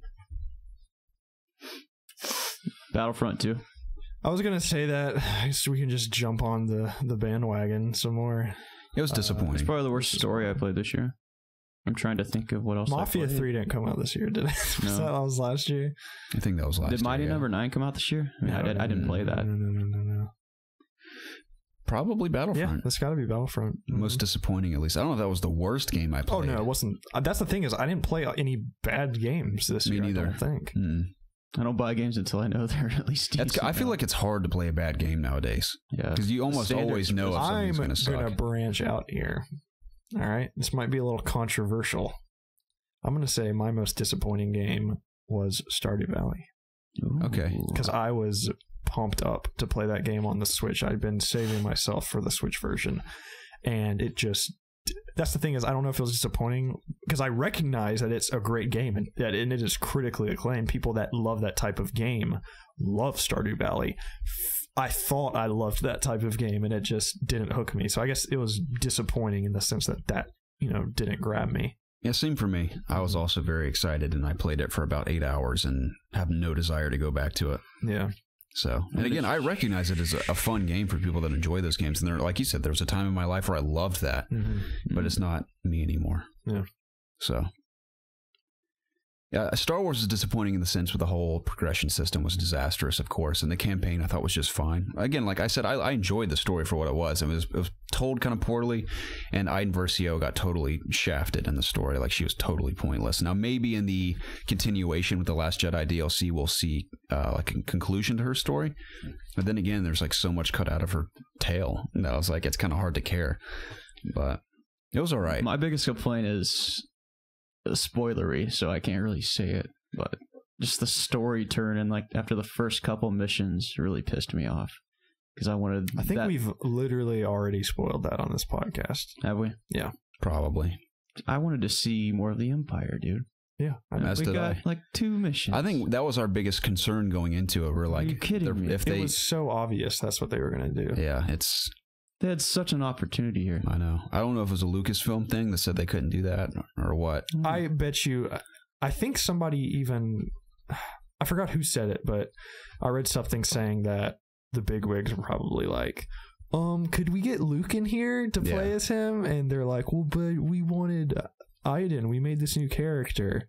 You're talking about the bigwigs at EA? Yeah, and the bigwigs are like, well, it'd be cool if we could play as Han and Luke and Kylo. And, all the cool guys. I mean, like I said, we don't want to go too much a tangent with Star Wars, but I will say those missions, aside from Luke's, I thought Luke's the beginning of his mission was pretty cool. The latter half was just the dumb. I had to replay it because bugs. They ate my save got deleted. I had to replay. I got all the way up to the mission where you meet Lando, and I tried to start it again and it deleted everything. So Dang, man. I had to play through the game again, which I thought I was halfway through, but I was like it took me like less than an hour to get back to where I was. Yeah. It took no time, and replaying that Luke mission was just torture. That you had to protect that guy from. Didn't even make his mission fun. It's just bugs. Oh my gosh, that's bad. So bad. I enjoyed the character appearances because I thought the performances were really good. The people who portrayed these original characters, I thought did a great job. I liked Hans for exploring Takodana and Maz's castle as Han Solo. I thought was interesting. And Lando's mission specifically, just he is a character rolling with that other guy. Lando's was the best. That was a fun mission. That was a genuinely good mission in that game. And I think the final mission on, I don't want to spoil it again if people care, but that one was decent too. I thought the final mission was really cool. I didn't like Leia at all. That just felt tacked on. I like the idea of Leia being on her mother's home planet. I thought that was interesting as a concept, but the mission itself just felt like a multiplayer match. So, disappointing to say the least. Close second. Now, multiplayer is solid, but for some reason, I can't play it. I don't know why. It's like I think it's just because we're surrounded by so many other great games right now that it's hard for me to just go back and play a couple matches of Battlefront. I will undoubtedly want to play the Last Jedi DLC, and I'm going to want to play the game immediately after seeing Last Jedi's movie. But aside from that, I don't feel like compelled to go play it. I think a lot of it has to do with that progression system. And apparently they've made changes to fix it's beautiful. It is gorgeous. It is so pretty looking. So, especially on your rig, man. Holy crap. It's nice. I read something saying that they took out the paid for currency. Yeah, like I know it's been out for a while, but I read that they're permanently taking it away. I don't know if that's 100% true. I don't know. I always wanted to have a Star Wars game like Battlefront where instead of just, oh, you got a new gun, like you can customize your rifle. Like I want to put a different scope on my blaster. I want to put like a different attachment on it. Kind of like Call of Duty. Well, he's got star cards, dude. They found in the code like a customization things. So I still think you can get away with cosmetics in Star Wars lore. Like instead of like, oh, you have a pink stormtrooper, it's like this stormtrooper helmet has like dirt splattered all over it or something, or this stormtrooper has like chrome armor instead of white armor or something. I don't know. Yeah, I agree. I feel like you could do. There's a way that. You could get around it. Yeah. So like Darth Vader, instead of having like they said, like a white costume, it's Darth Vader with like. Maybe his helmet is like broken or something. No helmet. Yeah, that'd be kind of weird. Yeah, like his old man face. But... Or a character skin of Anakin. Yeah, from that plays like Darth Vader. Yeah, like, exactly. Like Revenge of the Sith. Yeah, exactly. Yeah. So, yeah, there's ways to do it, but disappointment. A close second for Battlefront for me is Destiny 2. That's actually a big one too, man. That's the one I kind of overlook, but I was very hyped after that reveal stream from Bungie. I was sold, and boy, was I wrong. I wasn't. I was thinking very ambitiously about that game. I was never like losing my mind for Destiny 2. I was moderately excited, but I was also moderately disappointed. I thought Destiny 2. I still think Destiny 2 is a good game. I just don't think it's a great game by any means. As a very casual Destiny player, I enjoyed what I played. Yeah, me too. But Destiny 1 hooked me really good, and I consistently played it, whereas this, once I beat the raid, once or twice, I had a ton of fun doing it. I have no drive to return at all. I'm not going to make the mistake again getting super excited about Destiny. I've learned my lesson. Yeah, I feel you. That's the thing, though. I don't mind going to Bungie any chance I get, because that's still cool. Even though I'm like playing a game I really don't care that much about, it's still fun. So... They're very. I will fake my enthusiasm as long as I have to. Bungie's a great studio. Oh, they are. Yeah. That. I want them to succeed. I want them to make Destiny like the coolest thing ever. Like I want them to make changes to a point where I'm like, I need to play Destiny right now. What's confusing is they have almost. They might not, but it seems like they have almost unlimited resources. Right. And they have this franchise that people were just in love with that sold gangbusters, and they still are having problems with this. I don't know if that's the leadership at the studio or what. I kind of get the idea that Activision just kind of steps in a lot of ways, and they're kind of controlling what it can be. I don't have any. There's a lot of gameplay things though that just the loop and stuff. I feel like Activision has nothing to do with things in the game. Yeah, I don't know. I really don't know. Yeah, I don't know either, man. Couple disappointments this year. Thankfully, the disappointments were minor. Yeah, many more great even games. Our disappointments are good games. Yeah, good games. Definitely. We didn't have a Mafia 3 stinker this year. No. Yeah, I think that was the last truly like very generic, almost bad game I've played in a while. Yeah. I think Mafia had some strengths for sure. Oh, its story was excellent. Yeah, overall it was kind of rough. Mm-hmm. So still had that map on my wall, reminded of New Baldo. I always remember that guy in the intro. Matty G says, what game reminds you of the holidays? It doesn't specifically need to feature something from the holidays, Batman Arkham Origins or Animal Crossing, but just reminds you of the holiday season for whatever reason. For me, it's Fable 2. Played that a ton during the holiday season, or Call of Duty 4, received that as a gift, spent all Christmas vacation playing it. I love this question. Call of Duty 4, I received it for Christmas one year as well and played it all throughout the vacation. So I definitely, I don't really correlate that. I don't really put two and two together. I really think of high school when I think of Call of Duty 4, not Christmas. Yeah. But I think of like sophomore year. Was it freshman year? It was freshman year, 2007, going into sophomore year. It's Call of Duty 4. It was the year I got my Xbox, which I was a freshman. Yeah. Fallout 3. Getting that for Christmas. Yeah, I was going to say you and I both getting it on the same day. Yeah. And me being pried away from my Xbox to go to my grandparents' same with me mother's house in Alabama, and I just was foaming at the mouth because I was so upset and just so desperate to get back to my Xbox. I remember exactly where I was. I was in the police department fighting super mutants, and that game just, I've said it a billion times on this podcast, took me by complete surprise. I wasn't even looking forward to it. I was all about that Far Cry 2. Yeah, you and me both. I ended up just pushing that to the side and just became obsessed with Fallout 3. So, and I had all that time off for Christmas break, and me and you just got in a party chat and just played until like 3 or 4 a.m. pretty much every single night playing that game. Yeah. So yeah, it's amazing we practically played that game in co-op the way we played it, because he and I were both at our separate houses playing the game, and we'd be on mic and just every 10 minutes, dude, I found a new quest. I'd be like, where? And he'd be like, it's over here, and I'd like mark it on my map and go find it. It was great. Oh yeah, amazing. Good times, man. I would love to just go back and do that again, just go back in time or erase my memory of playing that game, because it's just stuff like that doesn't happen anymore. I mean, we still play incredible games, and I think the last game to really give me that feeling of just awe and wonder was Breath of the Wild. But I don't know, Fallout 3, just that was my first foot into an RPG like that, and I wish I could re-experience that. Now that's probably the biggest holiday-like game for me too. What about you, Jacob? World of Warcraft was really big for me in the holidays, or Christmas in particular. Not only is there like a seasonal event every Christmas time of every year, like we were off of school in the month of December for the most part, and it was a time when it was cold outside, and let me paint you a little picture here. Okay. It's in my room, it's really cold outside. I got a nice candle. I always had candles. These candles aren't just a recent thing for me. I've always had candles and played video games. It's just been a thing for me. Got a nice cup of Joe. Always had a cup of Joe. Oh, amen, brother. Amen. And, I could just spend all day. I had no reason to go out of my room, no reason to do anything but just play World of Warcraft. And those were some of the best memories I have. That sounds incredible. Dude, it was a blast. I would spend at least like 10 hours a day just playing, doing nothing with my life, just playing World of Warcraft. And I miss those days a lot. Nothing I can do anymore, unfortunately. Yeah. Without feeling like a complete piece of shit. I totally get that.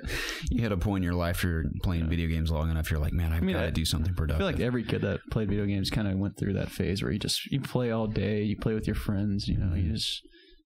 That's like you enjoyed doing. That's what you want to do, and it was a blast. It's heartbreaking as a grown man. I'm sure you relate to this sometimes, thinking of being a kid and just the true freedom you have as a child, where you don't even realize it. Yeah. Where you don't have to worry about anything. You don't have to worry about a job. You don't have to worry about the bills or anything. You just have to worry about going to school. All you have to worry about is school and homework. Yeah, that's it. And I remember being a kid and just always wanting to, like, oh, I don't want a bedtime. I want to be able to do what I want when I want to. And like, countless adults as you're growing up are like, enjoy being a kid, you're gonna miss it, and it's impossible. I think it's truly impossible for children to understand that until you're an adult. Yeah, and even like we are adults now, we can experience anything we want for the most part, right? But that takes the magic out of it too, because we can just do anything we want at any point. Yeah, it really makes me sad sometimes. There's no build up. Because I feel like as a kid, I really did, like, I have great memories as a kid, like, especially like playing video games and stuff. But as a grown man, I'm like, man, I really feel like if I had known what I mean, this is human nature. If I had known what I knew now as a kid, I would have like really appreciated it even more. But might as well plug in our episode where we kind of talk about growing up and the interest of playing. Do we have an episode like that? Sure we've done so much. What is it, 131? We've covered like everything. Yeah, and it's like, I can't remember half the stuff we talked about. It's funny because Philip James from the community messaged me about the story where we talk about, or I talk about when I went to the girls' bathroom and was stuck in the shower. And he told me which episode it was, and I'm glad because I marked it because I can't remember telling that story. But where you were stuck in the shower? Yeah, it was the episode where we talked about what RPGs can learn from The Witcher 3. It was that episode. So, man, good times. Oh yeah. So, what were we talking about? Yeah, holiday games. Yeah, that's how I've been playing Zelda. I have a lot more Zelda to play. So after I think, are you still willing to stick around for Monster Hunter before you leave? Before you leave today? Oh, from here? Yeah. Oh, no, I cannot. Can you, Jacob? I thought you meant play. Neither of you can stay for like 20 more minutes? No. Dang it. It's not going to be 20 minutes. There's no way it's going to be 20 minutes. Well, I mean, the setup... take up 20 minutes to set up the room. The setup would take 20 minutes, but the fights only take about 20 minutes because you're timed anyway. So you just have to fight it. I promised my dad I'd go help him today. Dang it, dude. I thought you said if we could play a co-op mission tonight, then I might. Oh, then let's just do that. Yeah, as long as we can just shoot a video because I have to work. I have to work tomorrow. I can do that. Yeah. Okay, that's fine. Okay, we'll do that. I was gonna say, yeah, that's how I've been playing Zelda. Like you mentioned, I have a candle lit and like my mood lighting in here with a cup of Joe and the snow outside because it snowed recently, so it's nice. It's nice. Cool. Sam Crow says, what do you see for the future of Destiny 2, and do you think it's influenced by Battlefront 2 and EA? Oh yeah, everything's been influenced by Battlefront 2. In what sense? I think everyone's terrified of implementing microtransactions right now. That's what you mean. Yeah. I would see every developer and publisher hesitant about doing that going forward. Oh, Bungie has got a ton of backlash on I'm struggling to remember what it even was about.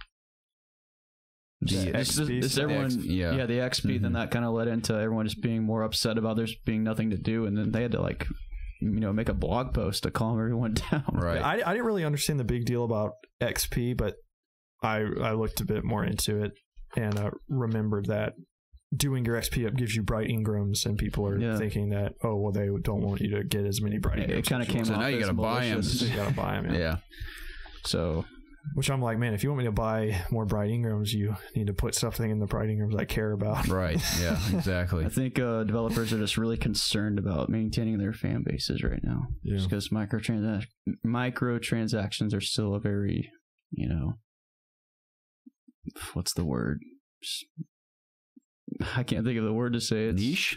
Not niche. It's just it's a risk. It's a taboo topic to really take on, and that's the thing is it has been for a while, but I think, like we've been saying, the actual commercial impact on Battlefront 2 is what's making everybody acknowledge that oh crap, this actually affected the sales of Battlefront 2. It affected the stock of EA. Yeah. We need to be more careful about it. Affected the image of the brand. So, which is what needed to happen. People needed to not, buy these things and come play and be vocal and, like I said, not buy it and stuff. So that's what's happening. What happened will only lead to good things, I think. So, hopefully. Yeah, definitely. I'm sure it will. I think it will. I think that they're going to try and change the progression system, and I don't think a developer is going to have something this insane happen again after seeing what happened with EA, because it is still going on. There were like 3 jabs at EA at the Game Awards that everybody saw. Yeah. The guy was up there, EA fuck up all the time. Everybody fuck up. There was the whole jab at EA from Bethesda in terms of the single, which EA mentioned that they don't want single player games. Which, okay, they said that, but clearly that's not what's actually happening. I think people kind of took that and went a little overboard with it, because how many single player games came out this year, and single player games have never been in short supply. They've always been coming. So I've never understood the whole the world is ending, no single player games narrative that I've been hearing. Like that's never been happening. I think the majority of games I played this year were primarily single player focused. I mean, there are a lot of games of services and multiplayer games as well, but all the nominations for minus PUBG, they were all single player games. All the games that I look fondly back on this year were all single player games. Yeah, we had massive RPGs, massive open world games like this. We're not in short supply for single player games. Totally. EA has always just been the butt of the joke. Especially this year. It's just even more. Which is good. It's going to make other publishers and EA, hopefully. I mean, the EA had a thing. I think it was EA and Sony did it as well, where when you would buy a used game, you would have to pay to play online for a little bit, and that blew up in their face, and they took it back, and they took that away. So hopefully this will kind of be the same effect. I'm not expecting microtransactions to leave. No, I'm not expecting them to, but this just as they cross the line with these, and I'm sure they'll walk it back, and if they don't, then they're going to continue to get the crap they get, and their sales are going to be affected by it. So I think it's already too late for Battlefront, but hopefully in future titles they might get a boost after Last Jedi. I would love for them to redeem themselves. I would love for them to completely, working in the next couple of months, completely revamp the entire progression system and just reboot pretty much the entire game. That's what you have to do. I would be shocked. And you have to do the whole Final Fantasy 14 thing where they get up on stage and they're just bowing like, I'm sorry, we are fixing it. That's what they did. And that game is not that I'm comparing them to EA, but they need to fix it, and they need to apologize their butts off, and just they have got to get good with people after this.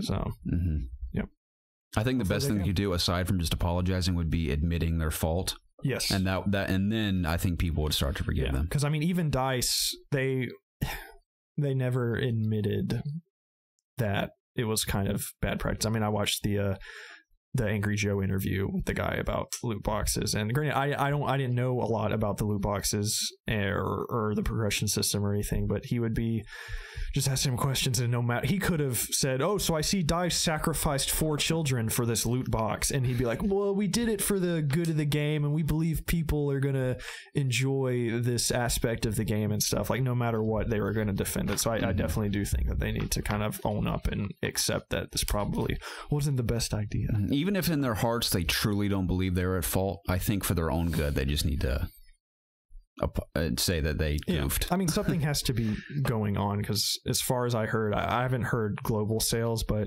at UK it sold like 50% of what the first Battlefront sold, just in terms of copies, and they don't even have microtransactions enabled right now, so they're making zero money off of that. So I'm sure their shareholders are pissed off right now, about that. So I don't know. There's probably a lot of stuff that we have no clue about, that we'll never know about, in terms of all the technicalities with their shareholders and all that stuff, based on what they need to do to move forward. So wasn't it like 2 or 3 weeks ago where they dropped like $3 billion in stock? So I mean, their shareholders are definitely not happy. Yeah, because I'm sure they had to plan, saying, "Oh, we're estimated to make this amount of money based on the sales of Battlefront 1. Yeah. We've implemented microtransactions. We made how many billion last year on these. With this being Star Wars, we're estimated to make this much money," and then just release just falls off the freaking trail. Like, oh man. Yep. What a year for video games. The good and the bad of 2017. What a year. Incredible. Unforgettable for sure. True Vault Hunter says, what game this year grabbed you by the metaphorical balls and wouldn't let go, if any? PUBG still has me and inspired me to begin streaming. Zelda essentially ripped the balls from my torso.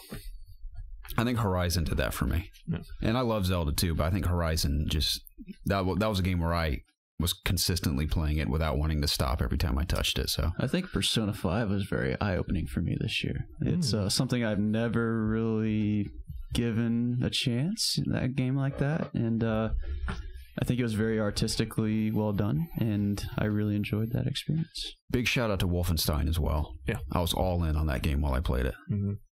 I would say Horizon definitely grabbed me because I platinumed it in 3 days or 3 or 4 days. So I literally didn't stop playing it for 3 or 4 days. Mm-hmm. But a big part of that was I totally forgot you beat it in less than a week and platinumed it in less than a week. Yeah. That's why I was really excited to go back to the I always wonder if that's like part of the reason as to why. And I totally understand why you prefer Zelda over Horizon, but if maybe that's kind of why it doesn't feel as magnificent to you, because you just vanquished it in less than a week. Whereas it was like it's funny because we played the same amount of hours, but yours was nonstop, whereas mine was spread out over a period of months. Mm-hmm. So I'm wondering if I kind of like took in the juices of it over time. Well, that's the thing, Jacob. Is that I didn't not expect to even do that before Zelda. Mm-hmm. I didn't know what I was going to do. It just happened. Mm-hmm. I was playing it. And you were playing it because you were enjoying it. Oh, yeah, and I had days off. I just woke up and I played Horizon. I wasn't, sprinting everywhere, getting everything. I played it the way that I played it. I just played it a lot, and I happened to beat it. I mean, it's not the longest game. It took me like 38 hours to play. Yeah, it wasn't very long. So compared to Zelda, where when I got in the final shrine, it was like 150 or something hours. Mm-hmm. So, I mean, there's no way I could have done that with Zelda if the roles had been reversed. I forgot those games came out like a week apart from each other, right? Horizon came out on Tuesday. No, it was like 3 or 4 days. Horizon came out on Tuesday, but you were able to get it Monday if you went into GameStop at 8 that night. So I went into GameStop at 8. Got Horizon, my collector's edition got to me on Tuesday. I remember you did the unboxing for Horizon. I unboxed that. I gave Jay my old copy that I bought. So I bought 2 copies of that game. And then I platinumed it by Thursday. And then Zelda came out Friday? Yeah. And my Master Edition didn't come in until Monday. So I again had to go to Best Buy and buy another copy of Zelda. Yeah. This is both Amazon, right? That goofed on your collector's editions? GameStop goofed on mine. Oh, really? Yeah, that was a hilarious mess. You know who's surprisingly always consistent with just orders in general is Best Buy. Best Buy. They are always consistent. Dude. They got my VR headset in when everybody else on Amazon and stuff was freaking out. And yeah, same thing with the Switch for me. Yeah, it was just perfect. I had Best Buy with Switch as well. Yeah. Yep. What were we talking about? Oh, yeah, Metaphorical Balls. Yeah. PUBG is a big one for me. Like I said, I've hardly played it, but every time I play it, I don't want to stop. I have to choose to stop playing when I'm playing that, especially if we're playing with friends. It's so much fun, man. So I really want us to get in on that together. Yeah, those are my favorite type of games. When just playing games. Yeah, I love being just looking forward to playing only one game. Mm-hmm. Don't get me wrong, I'm having an absolute blast with Nier. I love Xenoblade 2. I'm having an affair basically with Zelda. I love it so much. Yeah. And I love all that, but I wish there was just one that I was able to, go into. I love when there's just one game that you can't get your. I'm hoping Assassin's Creed will do that for me. Yeah. I think I'm going to pick it up on PC because I barely got into it on PS4. Yeah. And that'll be my game that after I get through the rest of I'm almost done with Horizon's DLC. I have to review Zelda. There's something else that's out right now, isn't there? That we're playing. Is that it? I think that's all I had. I think my original plan was to get through Horizon, then immediately start Assassin's Creed, but now I have to finish Zelda first, so it'll be those two, and then I'm gonna finally get to Assassin's Creed. You have to play Zelda. You have to play Zelda. It's not a shame. I'm loving it, which is good because when I was going into it, I didn't think it was going to be boring by any means, but I just hadn't played it in a while. So and playing it on my TV, it's magnificent. So I'm loving the DLC. I have to play that tonight, and I'm excited about it. So no, I wish I had to review it to force me to play it. Yeah, I'm like I keep swapping back and forth between stuff. I just need to hunker down and beat one thing at a time. It's been very hard this year to discipline myself to only play one narrative at a time. I know it's so hard. There's so many good games. It's just like I'll play 2 hours of Zelda.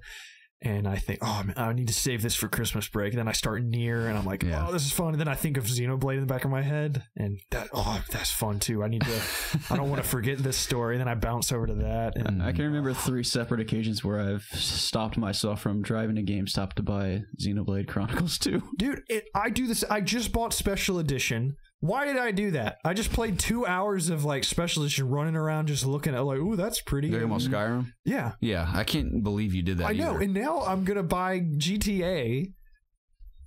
That's going to be worth it. Maybe not buy GTA until you need to play it. But it's just, that's what I'm saying. It's just I keep seeing stuff, especially having on PC now, how games are always on sale. Yeah, it's dude, you gotta resist. ooh, I want to get this now, and I have just all these games that I can't beat. It's oh my gosh, it's so stressful, dude. It's freaking me out. Do they get you with those sales? They do. You gotta watch out. I know. And I had all of this time. I pretty much had a week and a half to just knock stuff out, and I knocked Assassin's Creed out, and that was it. And you knocked out a Shadow of War too. I did that a long time ago. I know, but you were consistent with that. Yeah, but all these games are so long though, so I can't just knock them out. These are like week. I feel like even if I dedicated an entire week to Nier, I don't know if that would be enough to completely finish that game. Not to fully complete it, no. Yeah, so, I mean, Zelda, I know I can finish. From what I'm kind of foreseeing, I think if I really dedicated myself, I could finish that in a few days. But Xenoblade, no way. That game is gonna go on forever. Same thing. Nier, not as much, but I think that's gonna be long. So Nier's a lot bigger than I thought it was. Yeah, I didn't know it was like I thought it was open pretty world linear. kind of. Yeah, so tons of side quests and stuff. So yeah, that's all I'm doing is side quests. Yeah. Just running around looking at 2B's butt, dude. Yeah, dude, it's awesome. You can just screenshot it. Set it as your PSN theme. The thing is I swear I thought there was rumors of there being a trophy for looking up her dress for a certain amount of time. So I literally was on a ladder just staring up her ass crack for like 30 seconds, expecting an achievement to pop. I swear there was somebody. I think it's a minute long. Should try it. A minute long? Yeah. Did you get it? Yeah. You did? Okay. No, I didn't get it. Oh, okay. So I just stood It's there. 6 hours. And I sat there and I was like, oh, I'm glad Lizzie didn't walk in. And then I just started climbing the ladder again. Preston, what are you doing? Nothing. What? It was a video game. Did you do the side quest where you save that robot sister? Yeah, in the desert. Yes, that was cracking me up. Yeah. She's like crying and stuff. It was so funny. Those robots crack me up. I wish they weren't so slow walking. I thought I was going to have to walk her ass all the way back to the forest. I did another one before that for another thing I had to walk back. Oh, yeah? There's another side quest, but yeah, they're so slow. Oh, yeah. I'm so glad fast travel came up. I was doing the have you talked to that John something guy that's in the forest who's like I just got to the forest, so no. Okay, there's this psychologist who has a cult following. Okay. And anytime I9S says his name, it bleeps it out. His name's like John something, and it'll say it in the subtitles, John, it's John Claude or something like that. And every time he says it, it goes like beep, and then he continues. So I don't know what that means, but he has a group of like fanatic followers that you have to go talk to, and all three of them are at different parts of the map, and this is before I unlocked fast traveling. Yeah, I did do this. I was hauling ass around everywhere, and you get all the stuff back to him, and he goes, okay, now then you have to go back to him and tell him that he received the gift, so that took me way longer. I did do that question. If I had fast travel, I would have been done in like 5 seconds, but yeah, it took me forever to do that, so. Not the best tip for the game, get fast traveling before you start doing all the side quests. Okay. Yeah, do main story until you get to the fast travels. Got it. I'll be there sooner than later. Let's continue these questions, though. All right. We've been here for a long time. Josh Schreiber says, hey guys, great Game of the Year podcast. Based off the 2 gameplay trailers of the upcoming Spider-Man, name one aspect you would add to the game ahead of time. I would add the element capsules from Spider-Man on PS1. The capsules loaded into his web shooters, giving him flame web, frost web, etc. It may go against science, but it would make the already incredible Spider-Man a lot more fun. What would you guys add? I'd add Venom, because it's a tragedy that he probably won't be in the game. I think at the very least he'll be mentioned. There will be an Easter egg of If I don't see a giant hulking, creepy black man about to eat me, named Venom, I'm going to be mad. Okay. I want to see just different web slinging mechanics. Like, I really liked, as much as the game blew ass, I liked in The Amazing Spider-Man 2 that slingshot thing you could do where you would do 2 webs and then shoot one back and pull yourself back and launch yourself forward. I thought that was really cool. So I'd like to see kind of things like that in the game. If there's not a Captain America moment, there's not a Captain America moment of him like holding things with his 2 arms trying to pull something, I'm going to be mad too. I just want some really deep swinging. Deep swinging. I mean, like, where you launch yourself into the air, like you're swinging on a web, And when you hit the peak, you let go of the web and you do like a nosedive and then shoot another web and like really deep swinging. In addition to like normal swinging through the city, but I like those deep swings in Spider-Man. So we'll see. I know they sped it up based on what we saw. That was some feedback they got. Based on what we saw at E3, I thought the swing looked great. And I'm sure you can completely. He just always seemed to be at one altitude the whole time. Well, he might be doing that on his own. So yeah, maybe that's how it is. We'll see. Yeah, but it also could not be like that either. You don't know until we for sure know. You know, I want the Spider-Man Homecoming costume in the game, which will probably be in there. Yeah. I'm sure all this classic. I'm sure all the movie costumes will be in there. I'm sure a lot of the famous comic book costumes will be in there. I'd like to see. You know, it'd be really cool if they had Iron Spider from Infinity War in there. That'd be kind of cool. They might have the comic version too. I don't know. I think I read there were armor mechanics where you could upgrade certain pieces. Of like his main suit? Yeah, I thought I read that. So. I just hope it isn't like... One thing annoyed me about the Arkham games, it wasn't really annoyance, it was just kind of a minor complaint. When you upgraded your armor, it didn't really show aesthetically. It just was... You just knew it was stronger with the health bar. Yeah. I'd like to see actual modifications made to your suit. I agree. That'd be cool. That's one of my complaints about Xenoblade 2. Oh, really? Is it similar? It is similar. When there's no cosmetic changes to anything you do. Interesting. Kind of a bummer. I like seeing the changes that I've made, represented on the character I'm controlling. This won't happen, and it's actually pointless, but I'd love to change in and out of my spider suit at will. Like, I'd love to be just running down the street as Peter Parker, like headed to the Bugle, and all of a sudden there's like a car chase. I'm like, shit. I can like run into an alleyway and change into my suit real quick. Like it's like a brief little animation where you end your suit and then swing out of the alleyway towards the car. And what if there's like always a little marker in your mini map where your clothes are and you go change back into your clothes? That's like the real fantasy of being Peter Parker and Spider-Man. But I mean, that's pointless, but that'd be kind of cool. Yeah, I think that might be the main reason is why would you not want to be Spider-Man? Exactly. But I mean, at least we know you're going to be able to control Mary Jane and Peter Parker. Which is intriguing. I also liked from PSX the story bit we got where they said Aunt May works at like the clinics that Mr. Negative runs, like the good side of him, Mr. Yang or something. I can't remember his name. And I think it's a really interesting story to have Peter Parker battling like, well, should I deal with this guy or should I not deal with this guy? So that's cool. It's cool. And I love how Mr. Negative brings out the dark side of everyone he encounters. So it's going to be interesting storytelling for Spider-Man. I'm so excited, Garrett. You and me both. Zach Dowd says, how old are you guys? How do you balance games with other life goals? I'd love to know what you guys do outside of IOG. Thanks. I think we've talked about this multiple times. I'm at the point where I forget my age sometimes. I'm 24. Jacob's 25, right? I'm 24, about to be 25. I always forget how old I am. Me too. Whenever you pass 21, it's over. I'm like, I have no idea. I'll be 25 in like a few weeks. January 6th? 4th. How dare you. I always think it's the 6th or the 4th, and I always guess one or the other.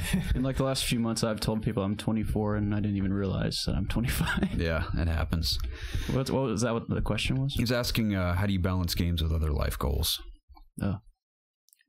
Thankfully, my life goals have to do with video games, so I pretty much live and breathe video games. If I'm not at school or at work, I'm doing video games. So. I mean, unfortunately, with growing up, video games are the least important thing unless they're your job, so you have to prioritize that. Yeah.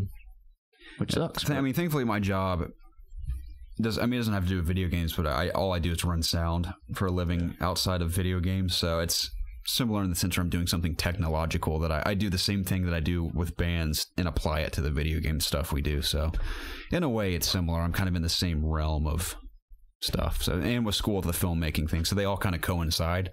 So I've kind of intentionally pursued a path that allows me to do all the things I enjoy simultaneously. School, work, and free time is all stuff I enjoy. So that was You enjoy school? I do, actually, yeah. I mean, you really like school? Yeah, I mean, going to film school is fun. Aside from the stupid core classes, I have to take, like, color theory. Oh, my God. I mean, to an extent, that's useful in filmmaking with, like, color grading and stuff in film. But aside from that, like, drawing, I hated those classes. But all the film classes I've taken are not only beneficial, but they're enjoyable. Yeah. So, cinema theory or cinema history, I told you, it was great. We just sat in a movie theater and watched movies for 10 weeks straight. I slept through 90% of it. Oh. So, it was great. Very nice of you. Yeah. I mean, my teacher never talked. We'd literally just watch movies. So good times. I did that in one of my classes in college. It was fun. Yeah. It was entirely based on film noir, though. Mm-hmm. Yeah, that was just we did a week on noir, and that was it. It's a very underrated genre. I feel like a lot of people praise noir. I feel like not enough people. A lot of people try to mimic it these days too. That's true. I just feel like not enough people talk about it. Have you It needs thought to make about a comeback. playing LA Noire? I have not.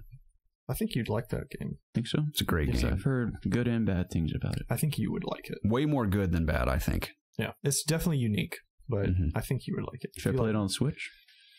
No. Oh, Well, man. maybe. I don't know. I heard it runs half decently on Switch. I saw Alana Pierce posted a little video on Twitter of her running into this building, and it was like 3 frames per second. Oh no! But maybe, yeah. I mean, a lot of the game is just you finding clues and having interrogating people. So I don't know if I'll ever get to it, but I don't know. If you like that type of those films, I think you'd like the game. It's the closest thing really to a game that we have. So when I have free time, I play games.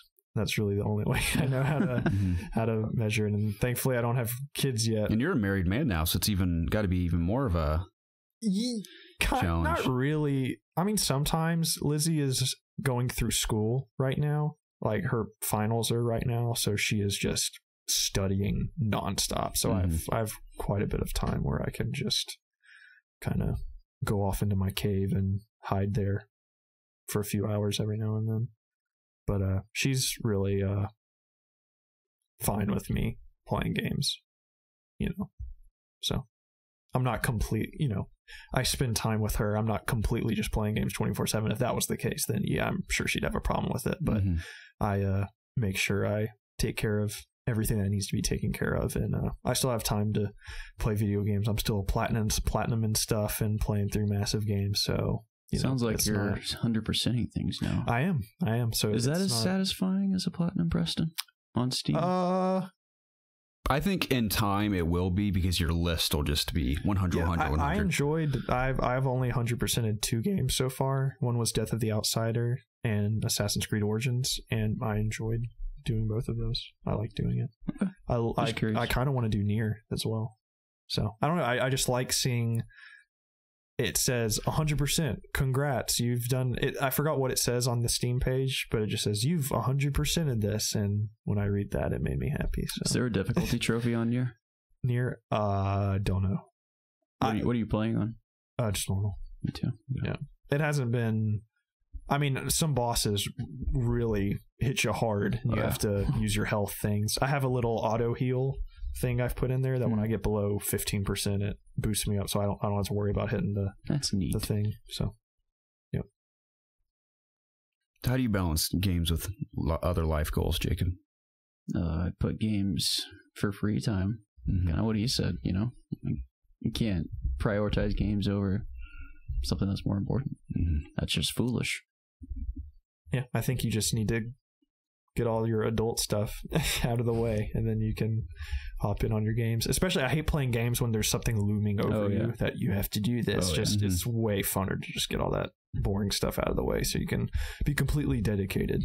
That's kind of why I play games at night too, because I've kind of knocked everything else I need to out of the day, so I can just kind of relax and enjoy my evening. Yeah, end the day on a good note. Yep. It's funny. I think that's really all you can really say. I've reached the point doing the YouTube thing, the COG thing now, where I play games purely from a productive standpoint, more than just for fun, because I have no choice. I mean, I have a choice if I could just drop everything and just play games for fun again. Yeah, I feel like you've really kind of hampered yourself. Not that you don't enjoy it, but with COG on top of everything else. I wouldn't call it hampering. I mean, it's intentional. Like, I have every intention of, at least for a portion of my life, working in video games full time.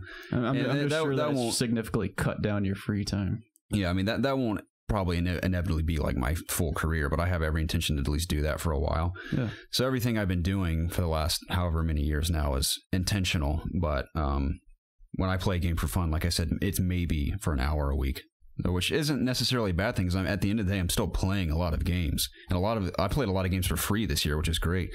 But yeah, it's interesting the difference between playing for either videos or writing versus just playing them to play them for enjoyment. So it's like I have to play games with like an entirely different mindset these days, which is very exhausting after a while. Yeah.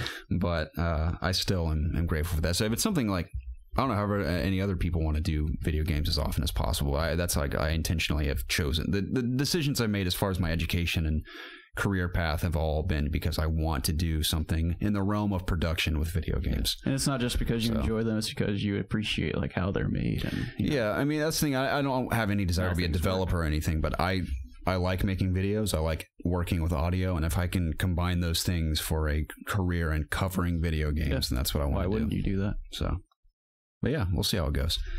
Thank you for your question, Zach. Ace of Spades says, yeah, it's the last one. It's the big finale. Ace of Spades. Name. Tom Holland has been said to be Nathan Drake. What do you think about this? What do you guys think about this? Excuse me. Knowing that Nathan Drake is an outstanding character and a historical game character beloved by many of the gaming community, do you think that Tom Holland would be the one to play as Nathan Drake? Do you think this will add to the hype of the Uncharted movie, and do you guys think this is a good path for the movie? This is a new story. I mean, I'm sure more news has come out about this recently, but it seems almost all but confirmed at this point. It was initially sort of a rumor that he would play the young Nathan Drake in the Uncharted movie, and it almost seemed like they wanted to just go full young Nathan Drake as the entire film. I think Tom Holland definitely has the charisma to play Nathan Drake as far as his personality is concerned. Now, the look, maybe not so much. But I think he definitely has the charisma and the personality to pull off Nathan Drake's attitude in those games. But I won't really know until we see him in action, because all I can think of is Peter Parker, especially coming off of Spider-Man: Homecoming. Now, I've seen other movies that Tom Holland's been in. He's a very good actor. But as of right now, I have Spider-Man on the brain. So it'd be interesting to see him in a role like that. I think he could look like him if they threw him in a baseball tee and just in that world. I think he looks enough. Yeah, I'm imagining him in a baseball tee now, running around like Europe or something, trying to steal something and running into Sully. I just think about that Uncharted 3 mission where you meet Sully initially. That's kind of what I can see that being done very well on film if they find the right guy to play Sully, especially. So maybe Tom Hanks is Sully. Bruce Willis. He's already played Sully once. Bruce Willis, yeah. Clint Eastwood, practically a zombie at this point. I'm too old for this. Yeah, get out of my damn museum. Who would be a good Sully these days?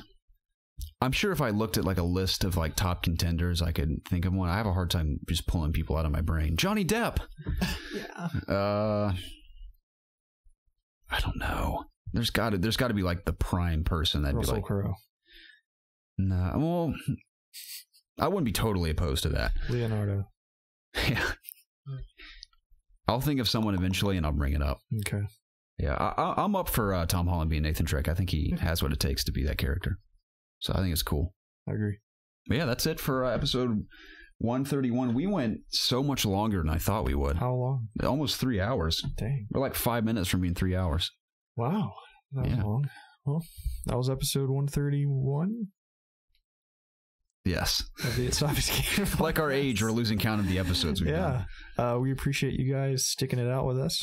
We've enjoyed doing this podcast for 131 episodes. Yes, we have. That's a lot of freaking episodes. Yeah, I'm amazed. We made it this far. And truthfully, not in a million years would we have ever made it this far if it wasn't for everyone's continued support. So thank you for that. I think we're like 4 subscribers or something from 2000. 4? Yeah, no way.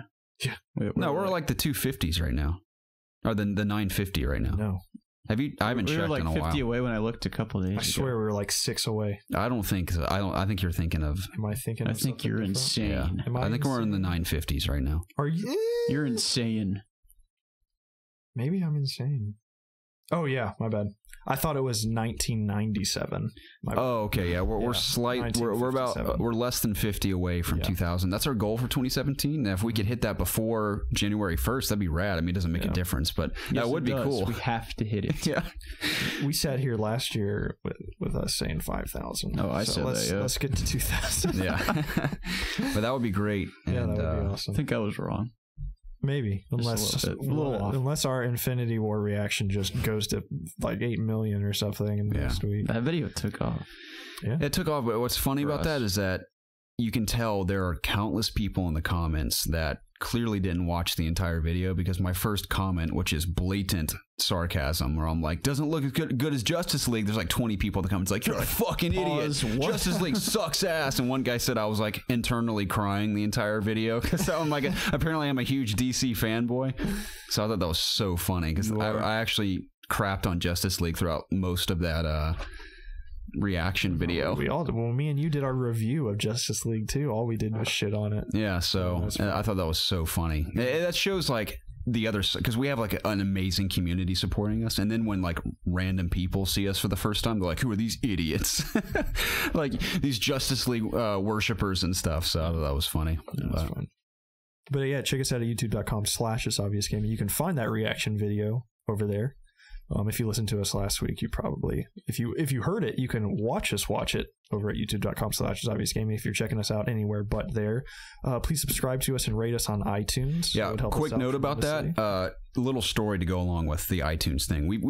Originally we pushed iTunes. We have a lot of great reviews in there, which we greatly appreciate, but we want to really revamp the iTunes thing again. I'm now inspired even more than ever to continue with the iTunes reviews, if you guys are willing, because I met Tom Castwell from the Unranked podcast. Now, I'd love to know anyone from our community that listens to the Unranked podcast. I think I've listened to them before, but I stopped. Okay. Have you seen their logo before?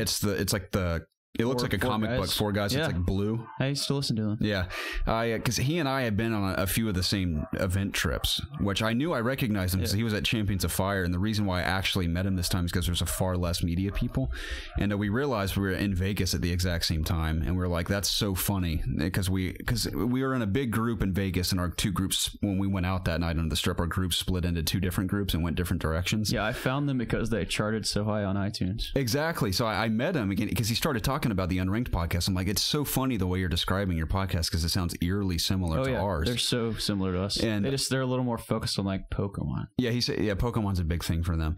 But it was great meeting him, and I talked to him. Because I think he said at the moment they're averaging like 5,000 downloads or listens a week, and we average a little over 2,000. And I was like, well, how did you guys reach that point? He goes, well, we encourage people to do iTunes reviews. I'm like, oh, that's what we did for a while. And he goes, yeah.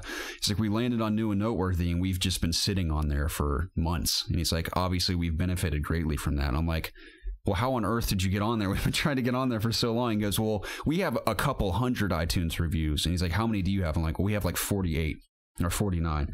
He was like, oh, he's like, well, if you can get more of those. And he said, like, they landed on New and Noteworthy after they'd been a podcast for a while, I believe. I think they're on like 90 episodes or something. So it's still possible for us to land on New and Noteworthy. So that is definitely a huge goal of ours. If we you guys have are 50. Okay. Well, 50 ratings. I don't know how many reviews we have. Yeah, I think the challenge is, ratings and reviews is one thing, but even if you subscribe on iTunes and you never listen on iTunes, I think that still helps us out a lot. So if you guys are willing to take 2 to 5 minutes to throw us a review and rating on iTunes, it would mean the absolute world to us. Yes. We got a new one Friday from Bear Commando. Bear Commando. Oh, God bless them. So we're a great gaming podcast. The guys are genuine and entertaining. Sorry, I'm botching your review. Hey, it's just a PS. The only thing that sucks about them is that they worship Justice League and they're apologists for Justice League. But yeah, if you guys are willing to do that, it would help us out tremendously because we'd love to land on the New and Noteworthy page. We do have 1-star rating. I saw that. I made a joke. I was like, I'm amazed that no one's given us a review. It's just a rating. Yeah, I'm amazed that no one's given us 1 star. Someone probably saw like all the 5 stars and was like, they deserve a 1 star. Hey, at least we still have a 5.0. So. Yeah, that's good. But oh man, anything else? Our contest went up. We don't have the giveaway video was announced, by the way, or the giveaway or a winner for Wolfenstein. Decimator, Destroyer. It was Demoralizer. Yeah. So yeah, thank you to all of you who entered that giveaway. By the way, I just simply entered your names into the online name picker. Mm-hmm. I sent you money for the game, right? He did, yeah. Demoralizer has his code. Okay. Yeah. So it was a fun giveaway. We enjoyed doing this. We're going to do one, I believe, in February, and our next focus is going to be growing our Twitch following. So that will be our next goal. What are we giving away, Garrett? It depends on what's out about things, because I was convinced like February or March-ish we were going to get God of War. So I was thinking we could give away God of War when it comes out. That'd be good. So maybe we'll wait at the turn of the year and see if we get any more hints as to when God of War is coming. But if there's something else that comes out around February that's like really solid, we could give away something like that. Okay. Something multi-platform, of course. Oh, well, God of War isn't. I don't mean that's well, yeah. If it was a PS4 game, God of War, but I mean, what? Instead of just focusing on like a PC game only or like a Switch game, unless people wanted that. But I feel like multi-platform. Horizon. That's true. But I think multi-platform opens the door for more people. So, but yeah, we'll see. But yeah, stay tuned for more giveaways. We would never give away an Xbox exclusive because 10 people would be able to play that. So. One day we'll give away Thief. I know that'll be a crazy giveaway, and the whole world's going to be clamoring for that. You could probably get it for like $5, right? So, but it's free. Sadly, we'll give it away. We'll it's have horribly underpriced. Autographed copy of Thief. The game is horribly underpriced. That would be the funniest thing ever. Yeah. That would be hilarious. Awesome. Well, cool. Well, just make sure you're following us on Discord and Twitter to be updated with anything we even have going on in the future. I know we have a few videos coming out. Yeah, this week we're going to have a Monster Hunter. On Tuesday, we should have Zelda. We need to do I don't know how we do this. I really want to do a Fortnite 50-50, and I want to do a PUBG on the desert map. I was going to say we should do a Overwatch Winter video, but we don't have any way of doing that. Overwatch Winter? The seasonal event. Oh, yeah. When does that start? Tuesday. Man, it's like, part of me says, like, Garrett, you need to buy Overwatch on PC. And the other parts of me, like, buy GTA Online. So it's kind of hard. It's snowing in GTA, I think. Ooh, that's exciting. All right, anything else, guys? You should just stream the holiday stuff. I might. I'm going to make it a goal of mine to stream. That's the thing, I got to finish up Zelda. I should be doing that instead of streaming, but we should stream a couple nights this week as well. I'm telling you, if we can do Thursday night Ask IOG, we owe it to the OGs to do that. Okay. Their questions deserve to be answered, and there are some phenomenal ones in there. Like Harley's, how tall are you guys? That needs to be answered. Yeah, the world needs to know. I don't want to tell people how tall I am. She's got to know. Some of them can be like News Nug style, where they're like lightning round of questions, but there are other ones that are actual discussions we can have. All right. Yeah, that'll do it. Again, all right, cool. The iTunes thing, if you're willing. Yes. We would love that. No, you need to do it. You need to do it. I would love if you would do it. Do it. I say do it. Anyways, thanks for joining us again this week. We look forward to seeing you guys next week. Thanks for listening. Absolutely. You guys have a good week. Bye.